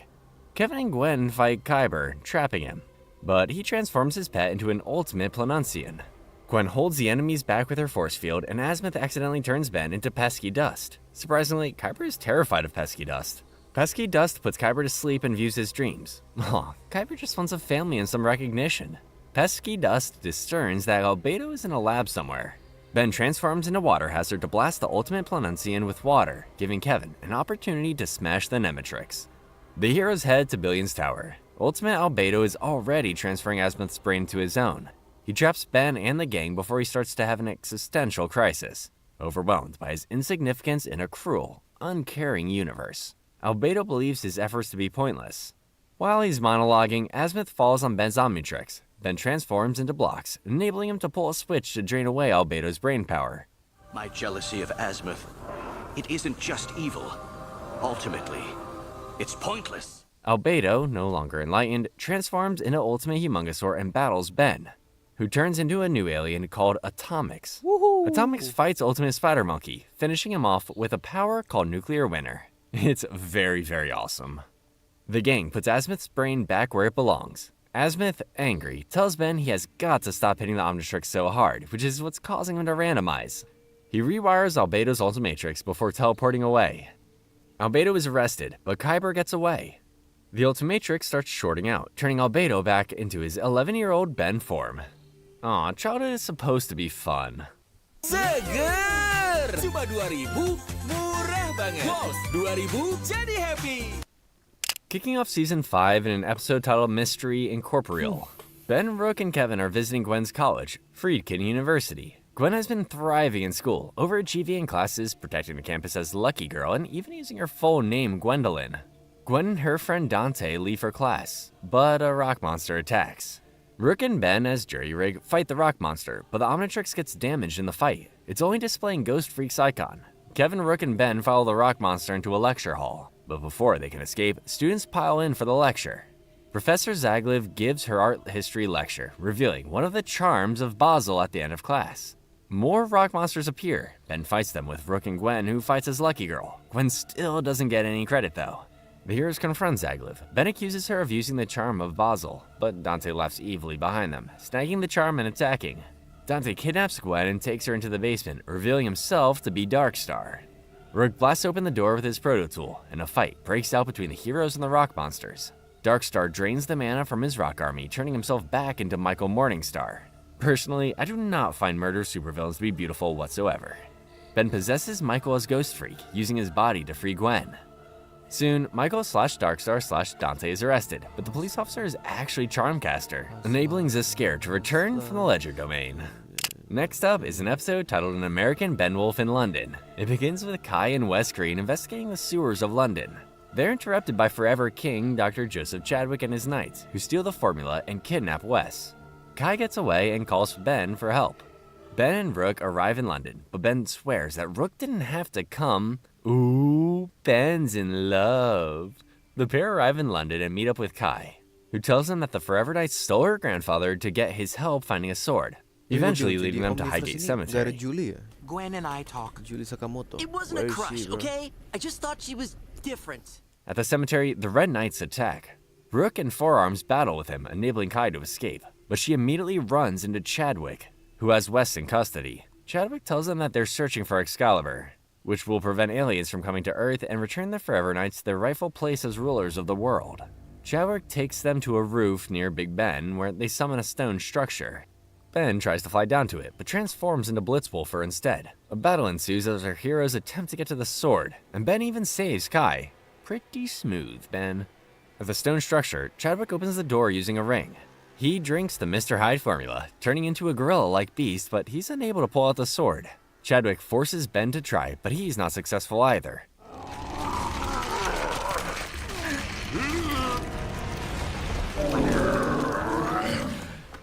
Angry, Chadwick commands his knights to destroy Ben and his team, and a fight breaks out. The room floods in the battle destruction, but Kai finds an exit on the floor and they escape unharmed. Rook, Ben, Wes, and Kai exchange goodbyes on the bridge. Ben even gets a kiss on the cheek. The next episode is titled Animo Crackers. It opens at Plumber HQ, where Dr. Animo is talking to his stuffed animals. He seems pretty insane, until one of the stuffed animals starts talking back, telling Dr. Animo they're busting out of the place. But Animo accidentally sets off the alarms, attracting the attention of the plumbers. Animo and his toy blast their way out, but they're stopped by Ben, Rook, and Magister Patelidae. The toy keeps Animo calm, saying Ben will try to transform into Humongousaur, but instead will get upgrade. Lucky guess? For the toy's instructions, Animo throws a device at Ben, enabling them to escape up the elevator. Up, up, and away!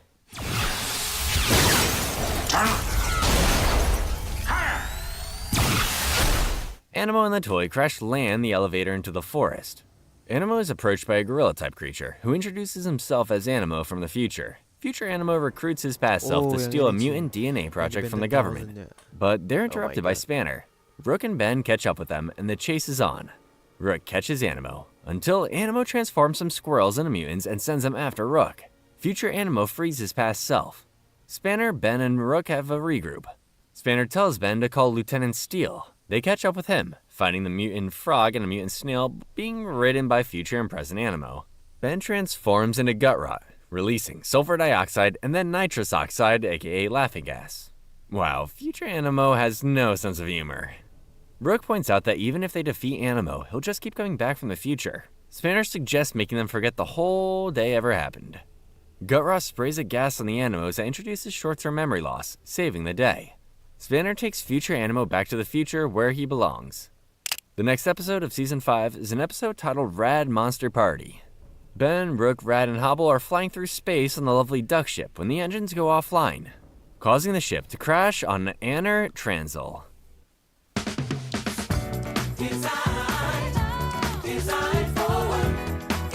Ben is loving the place, as all the residents appear to be cool monsters. Yeah, Ben, get your scary face away from the nice monster, man. The gang explores the town while being stalked by a Thepkufin. Hobble, Rook, and Rad are soon snatched away by some spooky bandages until the monster reveals itself to be Ben. Ben transforms into Wildvine, and he fights the Thepkufin in front of a crowd. But from the perspective of the townsfolk, it looks like Ben is beating on an innocent mummy and a mob forms to chase him.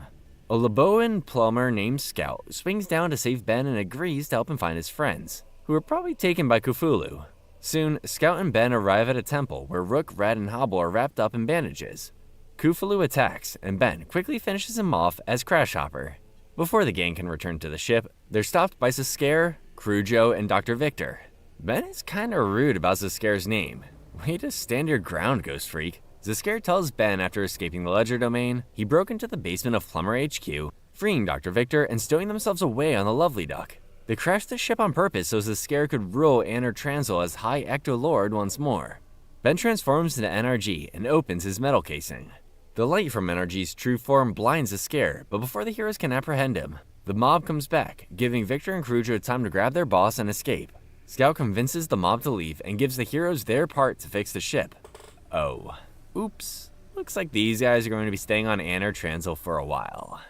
Next up is an episode titled Charmed, I'm Sure. Ben and his friends are still stuck on Anner Transil. Even worse, Ben has a pimple on his face. But maybe the Charmcaster appearing out of nowhere is even worse. Ben is ready to fight, but Charmcaster tells them that she wants their help defeating Zaskare. Him? I don't know. He's new. I'm still trying to figure it out myself. Ben isn't convinced and asks Rad how long it will take them to finish fixing the ship, but Rad ignores him, still mad at Ben for breaking the ship part.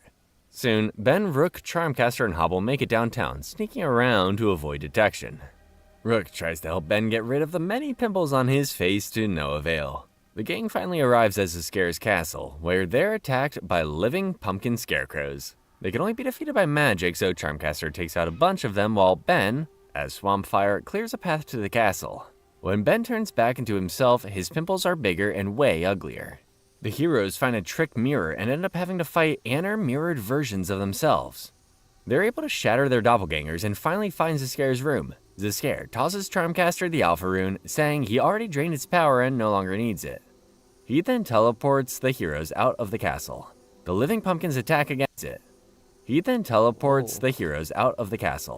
The living pumpkins attack again, but Charmcaster uses the Alpha Rune on herself, absorbing her rock monsters and attacking Rook, Ben, and Hobble. He's He's gonna need a lot of therapy for this heartbreak. Okay, that is the coolest thing ever. Ben turns into Swampfire again and realizes he can control plant life. He orders the pumpkins to attack Charmcaster instead. Rook throws his various pimple cures at Charmcaster and her armor dissolves. He uses Gwen's spellbook to teleport her away to the Ledger domain. Ben transforms back into himself and his pimples are gone, but they're still stuck on Anna Transil. The next episode is titled The Vampire Strikes Back and begins on, you guessed it, Anna Transil. Zaskar uses the power of the Alpha Rune to revive a Vladat named Lord Transil. Victor isn't happy about this because the Vladats enslaved his people. Zaskar doesn't really care and resurrects Lord Transil anyway. Meanwhile, Red is flying the ship away from the planet when Ben's Omnitrix detects a new DNA sample on Anna Transil. Ben tells Red to turn around, but he refuses, opening the ship's door and sucking Ben out of the ship. Rook convinces Rad to turn around with an enticing offer. Had a duck. Meanwhile, at Zaskar's castle, Zaskar convinces his new friend to brainwash all of the citizens on the planet so they can rule the universe together. The zombified citizens find Ben, successfully brainwashing Rook, Rad, and Scout as well. Besides Hobble, who says the brainwashing Corruptura was unable to get through his mucus-covered skin. Vampire. Yuck. Ben scans Lord Transil and transforms into a new alien called Vampire. Yes. Vampire shoots Corruptorus at Crujo, Cthulhu, and Victor, brainwashing them to his side before they escape with Hobble to find Zaskar. Well, two can play that game. I hope. Rook, Rad, and Scout are doing their best to fight the brainwashing. A for effort, guys. Vampire flies a lovely duck into the castle walls. Vampire, Victor, Crujo, Hobble, and Cthulhu battle Transil, Zaskar, Rook, Scout, and Red. The Omnitrix times out, turning Vampire back into Ben. Victor, no longer under Ben's control, has his own agenda, betraying Zaskar and Lord Transil. Ben transforms into Atomics, creating a powerful orb of bright light that kills Zaskar and frees everyone from Lord Transil's brainwashing powers. Just to be safe, Lord Transil is stored in a coffin near the Anner System's sun. The episode ends with the heroes finally leaving the Anner System. Talk about a field trip. Now, let's kick off with Season 6, Episode 1, titled, And Then There Were None. Ben is saving a cat from a tree when his Omnitrix beeps. Wait, that's just a regular watch. Turns out this is an alternative timeline where Ben never received the Omnitrix. Later, after a soccer game, Kevin pushes Ben over and steals his watch. Ben tells Max that he's bored about being in the same old town and doing the same old stuff. Later that night, Ben is leaving Mr. Smoothie when he stopped by Bad Ben. Bad Ben transforms into Ghost Freak and tells Ben he must be destroyed. Rude. Soon, Bad Ben is joined by Albedo and Benzaro. Watchless Ben is tracked down by Ben Prime, who rescues him and takes him to Professor Paradox. Paradox explains the concept of the multiverse, noting that this is the only Ben that hasn't even heard of the Omnitrix. Yeah, I'd be confused too. Eon and Vilgax soon show up to kidnap No Watch Ben. They plan to kidnap Bens from all over the multiverse to corrupt them. Bad Ben, Albedo, Benzaro, Mad Ben, and Nega Ben join the fight. Vilgax says that No Watch Ben is a wild card and needs to be eliminated. Paradox teleports in, bringing Ben 10,000, Ben 23, and Gwen 10 with him. The Battle of the Bens is on. Vilgax watches the fight from a nearby rooftop and teleports in a Chronosapien time bomb, which will eliminate every Ben from the multiverse besides No Watch Ben. He sets the bomb off, destroying all of the Bens. As Ben Prime fades away, his Omnitrix drops onto No Watch Ben's wrist. Before Vilgax can kill No Watch Ben, Paradox pulls him into a portal in a pocket dimension. Paradox tells him that he's the last remaining Ben Tennyson in existence, but he has a plan. They're going back to where it all began. The next episode, titled And Then There Was Ben, picks up right where the last episode left off. Paradox brings No Watch Ben to Vilgax, spaceship from the original timeline. In order to reverse the damage to the multiverse, they need to ensure that all of the events take place as they originally did. Gosh, time travel is confusing. With the help of gray matter and Cannonball, No Watch Ben is able to send the Omnitrix pod down to Earth, where it crashes near 10-year-old Ben Prime. Hey, maybe don't touch the mysterious space tech if you don't want it to cling to your body.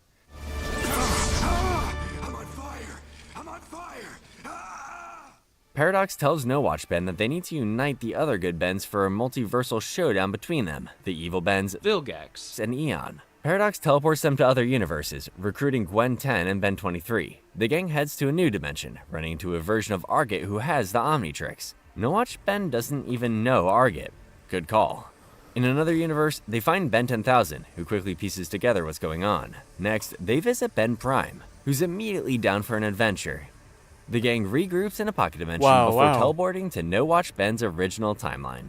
Vilgax taunts No Watch Ben, saying he presents no threat even with the Omnitrix. No Watch Ben transforms into Clockwork, undoing the effects of the time bomb and restoring the other Bens. A fight breaks out between the good and bad Bens. Watch it, monster face! Clockwork returns the evil Bens to their timelines before returning the Omnitrix to Ben Prime. Ben Prime as Diamond Head, Ben 10,000 as Atomix X, Ben 23 as Electric Yeti, and Gwen 10 as Cannonball Kick Vilgax. But it's No Watch Ben who delivers the final blow. Good thing No Watch Ben takes self-defense classes. The Bens return to their respective timelines, and Max arrives with the plumbers to arrest Vilgax. Ben Prime is happy that even his watchless counterpart is a hero in his own right, and returns home. The next episode is titled Universe vs. Tennyson. Ben is complaining to Rook about the new Mr. Smoothie formula not tasting the same since he recreated the universe as Alien X. Soon, they get caught up in a car chase with Fistrick. Before they can arrest him, Ben and Rook are stopped by a Galvin lawyer named Chad Smith. Chad Smith tells Ben that because his client was not read his rights, he is free to go. A few other criminals have to be released as well. That's the law for you, Ben. When trying to make an arrest at Mr. Smoothie one night, Ben's name is called out. A celestial sapien named Starbeard tells Ben that he is being criminally charged with unauthorized recreation of the universe. Ben pleads innocence to Judge Domstol, but Domstol says the decision won't be up to him. Rather, quadrillions of aliens will be watching the trial and will vote on his guilt. Ben reluctantly gives Chad Smith a call. Rook is called to the stand and was a little too honest. Well, he is supposed to tell the truth, the whole truth, and nothing but the truth. Ben has frequently demonstrated his ignorance of procedure, as well as a countless host of other topics. Starbeard calls Ben to the stand and offers him a Mr. Smoothie, asking him if it tastes different. Ben caves and admits he was forced to recreate the universe after the Annihilarg destroyed it. Ben is found guilty. Chad Smith has another trick up his sleeve, invoking the Tetraman Trial of Combat. Ben transforms into Forearms and then Eye Guy to fight a galactic gladiator. It doesn't go well. Ben transforms into Alien X. After some bickering with Serena and Bellicus, Alien X surrounds the gladiator and an army of duplicates before sealing him in a black hole. Ben is announced as the winner and let off the hook for the crime of recreating the universe. Ben begrudgingly thanks Chad Smith for his services. Oh, Ben has a credit card. To wrap up Season 6, we have another two-parter titled Weapon 11. Kevin, Argit, and Zed visit Alan on the Albright farm when a rooter named Swift crashes into the barn. A fight breaks out. Alan, now in his pure knight form, fights Swift with Kevin and asks where Ben is. Ben and Rook are at Mr. Smoothie when Gwen appears with a letter from Kevin. The letter reads that Kevin has Alan and needs Gwen to find Helen and Manny and bring them to the Null Void. Stubborn kid. Kevin tells Alan that they lived with Helen and Manny as kids, which Alan doesn't remember at all.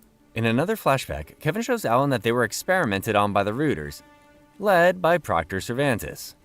In the Null Void, Kevin sneaks into the Rooter base. Cervantes was hoping that Kevin would bring his friends and help him defeat Ben. Ben crashes in as Atomix. Gwen, Rook, Argit, and the Amalgam kids arrive soon after. Kevin is pretty annoyed because he was very much trying to avoid this scenario. Don't you know Ben hates orders, Kevin? After all I did to keep Ben and the Amalgams away from the Rooters, you just bring them here? Cervantes zaps Kevin and the Amalgam kids, making them turn on Ben. Cervantes then traps Kevin in a force field for a little chit-chat while the others duke it out. Cervantes tells Kevin that everything that's happened is Ben's fault, and Kevin should have neutralized him years ago.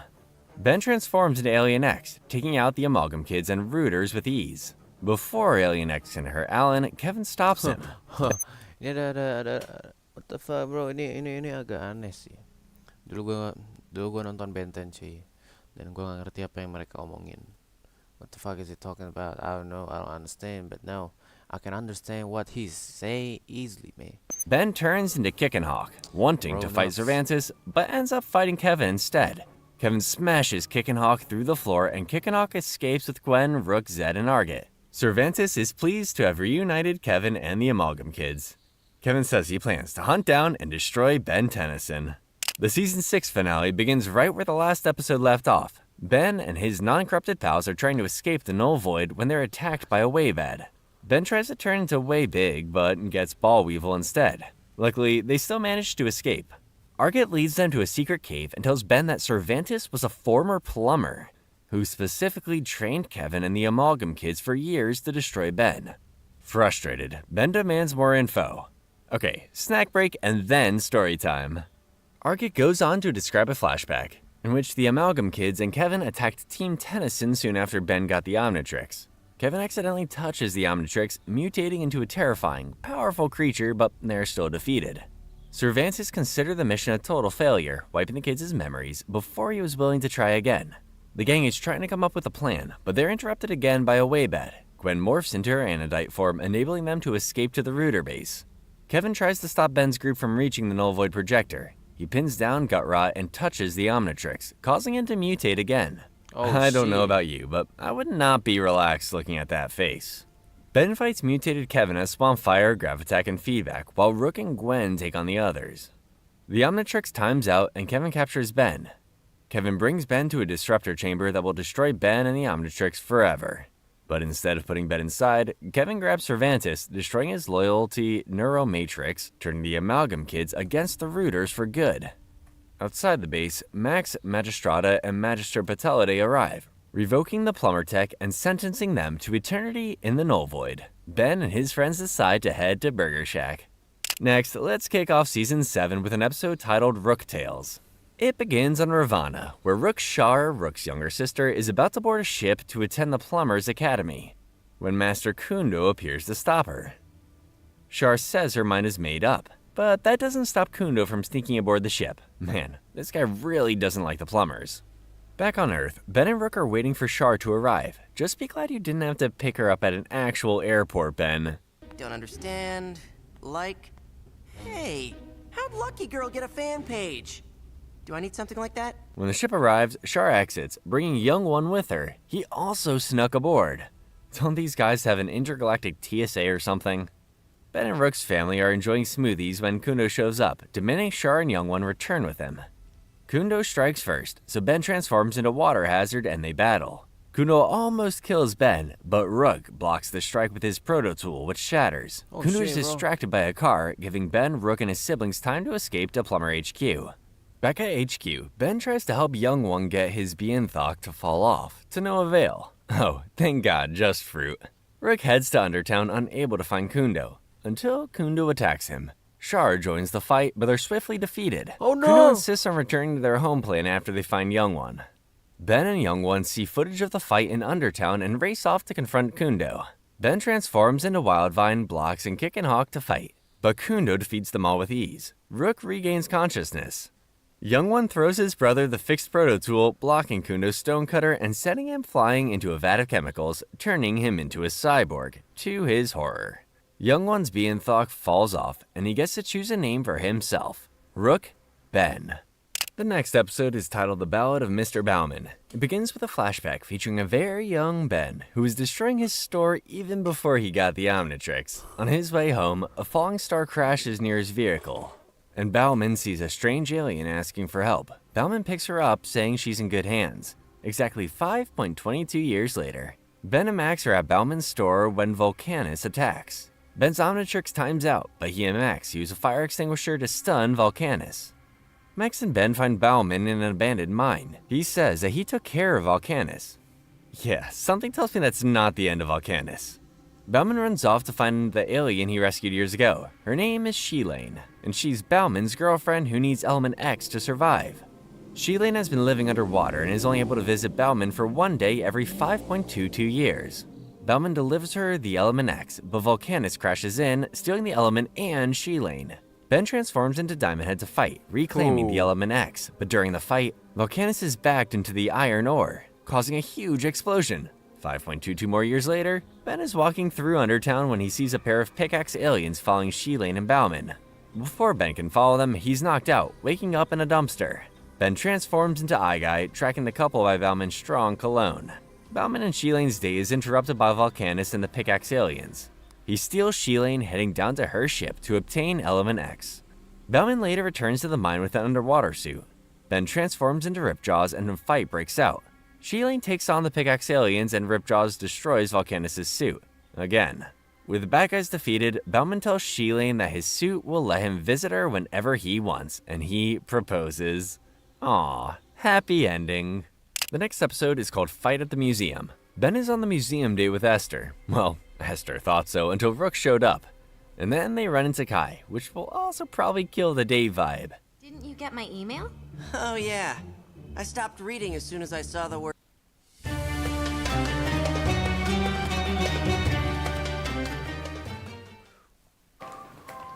Ma, lihat. Sekarang ada Cadbury di warung. Aku bisa beli pakai uangku sendiri. Nikmati rasa lezat Cadbury yang sama hanya dengan Rp2.000. 2.000, buset, 2.000. Spanner teleports in, glad to see a mysterious orb. Kai directs everyone to the orb Apunapunku, the first artifact she and her grandfather found together. Pro tip, Ben, don't insult the place your date took you to. Before the tour group reaches the orb, it's stolen by an alien named Subdora, who has the power to turn invisible, then transforms into Wildmud to track her down. But Subdora gets the upper hand. Soon, Ben is saved by Spanner. Subdora escapes, but Ben gets the orb back for Kai. Kai wants Ben and Rook to stay at the museum overnight just in case there's more trouble. Ben is annoyed, but Spanner tells Ben to be nicer to Kai, insisting that they're meant to be together. Using that expression from now on. Shouldn't you be a little, I don't know, nicer to Kai? Nicer? Dude, I've known her since I was 10. Subdora sneaks in, but she's revealed when Ben accidentally covers her in cheese puff dust. She snags the orb and runs off. Rook, Spanner, and Esther give chase while Kai and Ben are trapped in the secure room. Esther retrieves the orb, and they go back to the museum again. Kai and Ben are bickering again. Spanner insists they stop fighting, saying he's from the future where they're together. Esther is none too pleased about this. But before the situation can be resolved, Exoskull crashes into the museum wanting the orb. Ben fights him as Shock Squatch and then Gravitech, but the bad guys still escape, having stolen an artifact from inside the orb. Kai is devastated, and Ben tries to comfort her. Spanner snags the empty orb and returns to the future, returning the artifact to Kai and Ben 10,000. To wrap up Season 7, we've got another two-parter titled It's a Mad, Mad, Mad Ben World. Ben is prepping for a video game marathon when he's interrupted by Ben 23, who is sent to this dimension for mentorship, aka smoothies and video games. I'm sure they ate plenty of fruits and vegetables too. Ben's Omnitrix beeps. It's Rook, who needs help stopping a robbery by Subdora and Exoskull. Ben Prime fights Subdora as Goop, but she knows his weakness and escapes with Exoskull. Subdora and Exoskull deliver their parts to Maltruant and Dr. Psychobos. The heroes arrive with the Bens fighting the bad guys as the Worst and Toolbox. Toolbox launches the Worst at Exoskull, causing a huge explosion. The Bens wake up only to find their surroundings are destroyed. Not the time, Ben 23. Ben and Ben 23 as Molstache and Nighty Night fly into town, finding Mad Harangue leading a team of miners. The drill is about to fall on the workers, but it's stopped by the Bens as Mr. Monkey and Bullfrag.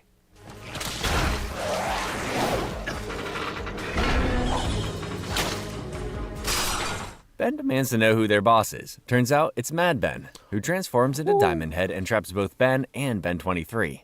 Maltruant congratulates Diamond Head, and Ben figures out what key he's looking for. He turns into Clockwork, forcing Mad Ben into his ordinary self and freezing him in place. Ben 23 turns into Techno Bubble, merging with Clockwork. So much better than video games. The Bens find the key, but Exoskull attacks, enabling the others to deliver it to Maltruant, restoring him to full power. Full-powered Maltruant defeats Techno-Bubbled Clockwork with ease and disables their Omnitrixies. Maltruant says he plans to restart the Time War and gives Mad Ben permission to do whatever he wants to the other Bens. The second part of It's a Mad, Mad, Mad Ben World begins with Ben and Ben 23 chained to Dr. Psychobos while Mad Rook forces them to work under Warlord Ben's orders. Both of the Ben's Omnitrixies are still frozen. Dr. Psychobos, who hates this job, says he can fix them if they can escape. While Ben bickers with Mad Rook, Psychobos steals a set of keys to a nearby truck. That night, the unlikely trio makes a run for it and finds shelter in a busted-up Mr. Smoothie. By the next morning, the doc says he has fixed the Omnitrixies. Except minor detail, now Ben's Omnitrix transforms Ben 23 and vice versa.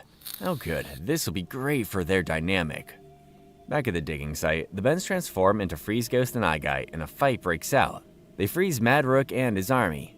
After finding a dehydrated worker, the Bens turn into Blocks and Handyman, busting open the water tower to let the workers drink. The Bens free the workers before Mad Ben appears. Mad Ben turns into NRG, blasting the workers rebelling against him.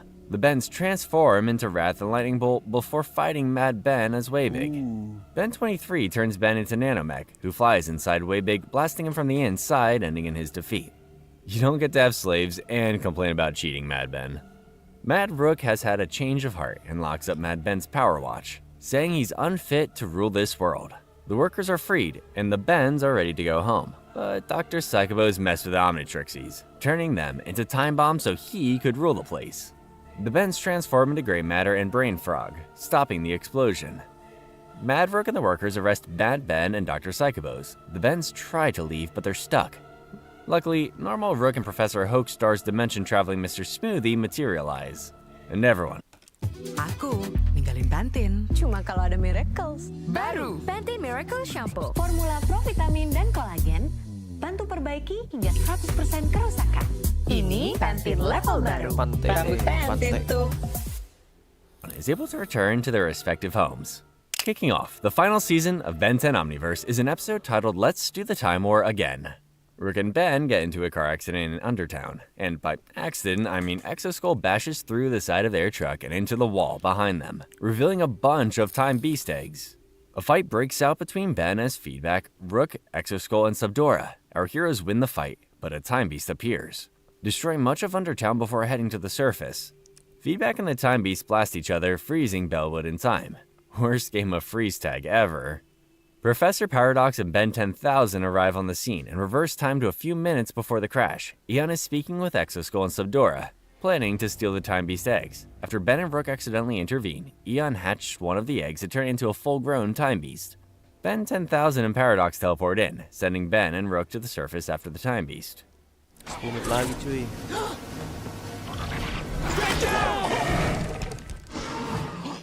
Meanwhile, Ben 10,000 transforms into Crash Shocker to fight the criminals with Paradox. Eon flees while his lackeys are unconscious. On the surface, Gravitak and Skurd create the Block Slobber, shooting the beast. But this initiates a chain reaction that destroys the city. You're lucky that your friends are pros at time travel, Ben. The gang travels back in time again, right before the car accident. Time travel is very confusing, so I'll just say everyone fights everyone. Thank you. Eon escapes with 2 eggs and his criminal lackeys, but the heroes manage to capture the Time Beast. Paradox takes the past Ben and Rook back in time to close the loop, and Eon delivers the Time Beast eggs to Mount Truan. Rook is stuck on the graveyard shift at Plumber HQ, while Ben and Max are having a grand old time fighting Yetta, who robbed a bank. Rook winds up. Ben and Max are having a grand old Rook is stuck on Season 8, Episode 5, man, it'll fucking be over.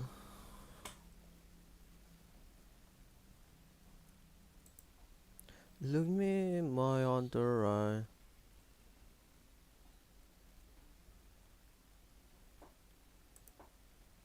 The final countdown.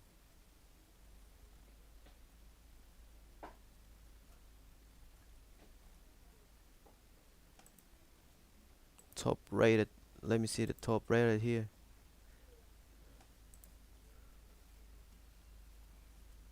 And there were. Wow, okay. on the graveyard shift at Plumber HQ, while Ben and Max are having a grand old time fighting Yetta, who robbed a bank. Rook whines about the tedious job, but then the power goes out. Uh-oh. Rook tries to investigate what's going on, but soon the base is put into lockdown. Double uh-oh. The culprit is Cyborg Kundo, who plans to purge their tech and destroy them all. Since Max and Ben are locked out of the base, Rook reluctantly accepts Festina's help. Reluctantly, not because she's a criminal, but because she's super in love with Rook. I don't know. Fighting evil space cyborgs together is a good first date in my book, Rook. Truthfully, this duty is unusually boring. And sometimes disturbing. With the help of the Plumber B team, Rook, Festina, and Roebucket make it to the base's central control. A fight breaks out. For a moment, it seems like Kundo is defeated, but he laughs creepily, so it seems like he's still got a plan. Outside, the wires of the base stick out of the ground and shoot an electric beam into the sky. Kundo says he's infected the base with self-destructing viruses and plans to destroy all of the plumber bases throughout the galaxy. Something tells me he was rejected from the Plumber Academy. Kundu and Rook do get out with Festina's help. Soon, Ben arrives, transforming into Upgrade to stop the virus upload, but the core is already infected. There's no time to evacuate Bellwood, so the team sends Plumber HQ into space, where it explodes. So, it's a spaceship. Yep. That's right. All plumber bases are designed to operate from orbit. Kundu is arrested and sent to a faraway planet to live in solitude. Max promotes Rook for his hard work and tells Festina that she can attend the Plumber Academy after she serves her time. Festina is thrilled at the prospect of spending more time with Rook in the future. Aw, Rook, just think of it as something to look forward to. Next up is an episode titled Malgax Attacks. Ben is playing a video game, very annoyed with Skird for making him lose. After Bluekick and Dryba are unsuccessful in removing Skird, the trio heads to Galvin Prime to get help from Azimuth. And good thing that's where they're headed, because Albedo and Vilgax are on the planet and have stolen Malware's remains, so they're probably up to no good. Azimuth is able to remove Skird with ease, placing him in a container for further examination. Lully tells Azimuth that Malware is missing. Soon, Vilgax sends out the attack mechadroids to attack the base. Okay, gonna need a plan B. Ben transforms the Ghost Freak to fight the mechadroids. Vilgax And Albedo in his ultimate form appear, informing the heroes that they plan to conquer Galvin with the help of Malware's remains, which they have remade into battle armor. Vilgax Demands that Ben hand over the Omnitrix. Ben turns into Diamond Head to fight Malware-powered Vilgax, but he's punched all the way to Galvin B. Ben tries again, fighting him as Atomics, but he's still underpowered. Meanwhile, Bluekick, Dryba, and Lully do their best to take on Albedo as Ultimate Spider Monkey and Ultimate Wrath in Azimuth's slab. Ultimate Wrath shoots Azimuth with a laser, and he seems to be vaporized. Luckily, Bluekick and Dryba put their heads together and are able to rematerialize him. They aren't the brightest, Azimuth be happy they figured it out at all.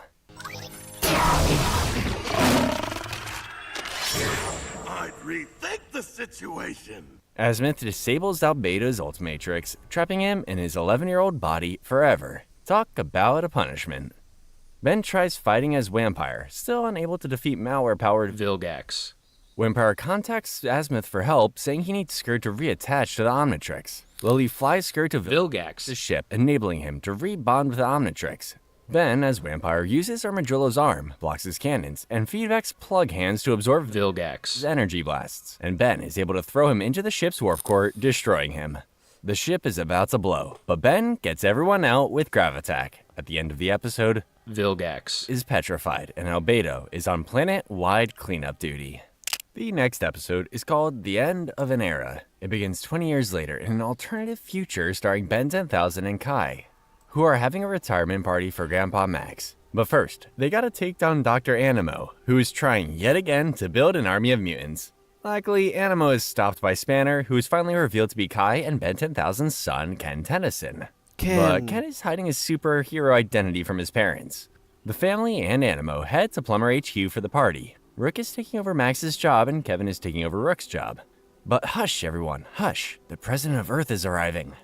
Argit is president? What a nightmare. Greetings. Come on, you guys. Granted, I am the most powerful man on the planet, but I'm still the same old Argit. Meanwhile, Subdora is sneaking around the base, getting orders from Maltruan and Exo Skull. Soon, the power goes out due to a solar flare. Subdora takes this opportunity to enter a vault and steal the Annihilarg before hiding herself. Gwendolyn senses Maltruan's presence on top of the base and knowing he's looking for the Dwarf Star. Ken and Rook lead everyone to the hangar deck. Exo Skull crashes in, taking the dwarf skull that Argit is wearing around his neck and enhancing his power. Outside, Maltruan confronts Kai, Ben 10,000, and Gwendolyn. Ben 10,000 transforms into Atomic X and blasts the villain. But Maltruan still has the upper hand. Spanner shows up, accidentally calling Ben 10,000 Dad, and accidentally blowing his cover. The fight continues. Ben 10,000, Kai, and Gwendolyn are trapped in time by Maltruan, and for a moment, all is lost. Until Ken appears with present-day Ben and Rook on their time cycles. Time's up, Maltruant. Somehow I remember your clips being better. No, they're always this bad. Yeah, Ben, you could have spent a little more time on that one. Maltruan, Exo Skull, and Subdora fight Ben's group, with Ben fighting as Vampire with Diamond Head armor. Thanks, Skird. Maltruan continues to work on the Annihilarg and the Dwarf Star.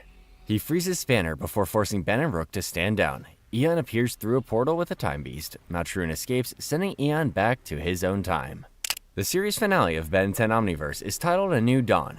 It begins where the last episode left off, with Maltruant fleeing the battle with a time beast. Professor Paradox appears, telling Ben and Rook to follow Maltruant using the time cycles. But as usual, Ben is a little bit reckless. You'd think so, but they're immediately approached by George Washington. So they're probably in the wrong place. Fortunately, Washington is in an organization that predates the Plumbers, so he's not terrified. Maltruant also falls into this timeline and sends out a distress signal. A zombified redcoat appears, and Ben transforms into Ghost Freak to fight it with the president. They take down the zombie and Washington cures him. Thank you. Thank you, sir. Rook determines that they're in the year 1773, right before the Revolutionary War. An alien ship piloted by a young Vilgax crashes into the planet. To help Maltruant and the heroes go to investigate. POTUS rushes into battle with Vilgax, guns blazing. Ben joins the fight as XLR8, and then Molestache. Rook arrives with the time cycles, and he and Ben follow Maltruant again before landing on a Contumelia ship. Ben and Rook make their way to the ship's controls, which is piloted by 3 Mr. Smoothies?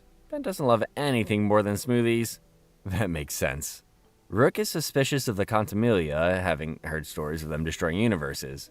Ben pieces together that Maltruant wants to create a universe of his own design using the Annihilarg. The Mr. Smoothies teleport Ben and Rook to the chamber where Maltruant is, and a fight breaks out. Ben turns into Chromostone, but can't break the protective barrier around the Annihilarg.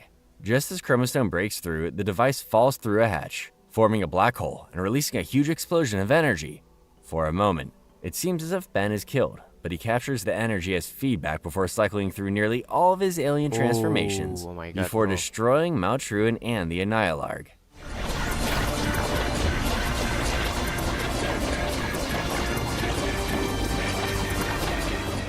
Skurd is reunited with his ancestors. Professor Paradox teleports in, congratulating Ben.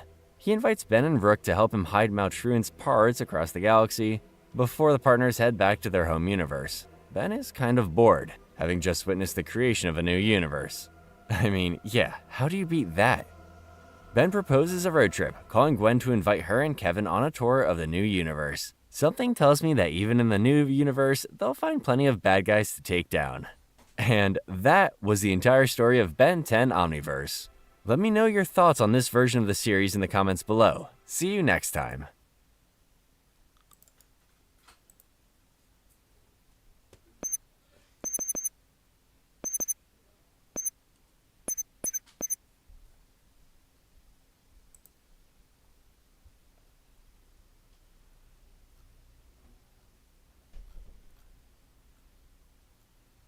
Oke, ada satu lagi cuy, Ben 10 versus the Universe. Gue penasaran cuy, kita coba tonton klip-klipnya aja ya. Thank you for coming on such short notice. Let me guess, balloons terrorizing a chocolate shop in Podunk, Indiana. Not quite. Nice. What? It's not like it's the end of the world. Actually, it...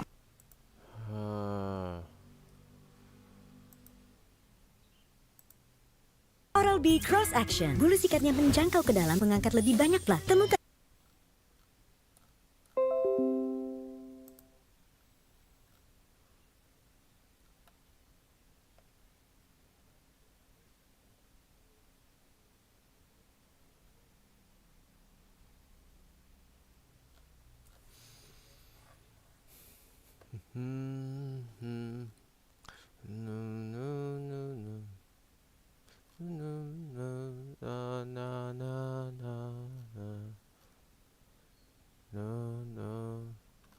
Okay, bro, I think that was the end of Ben 10, bro. So, I guess that's it, man. Why?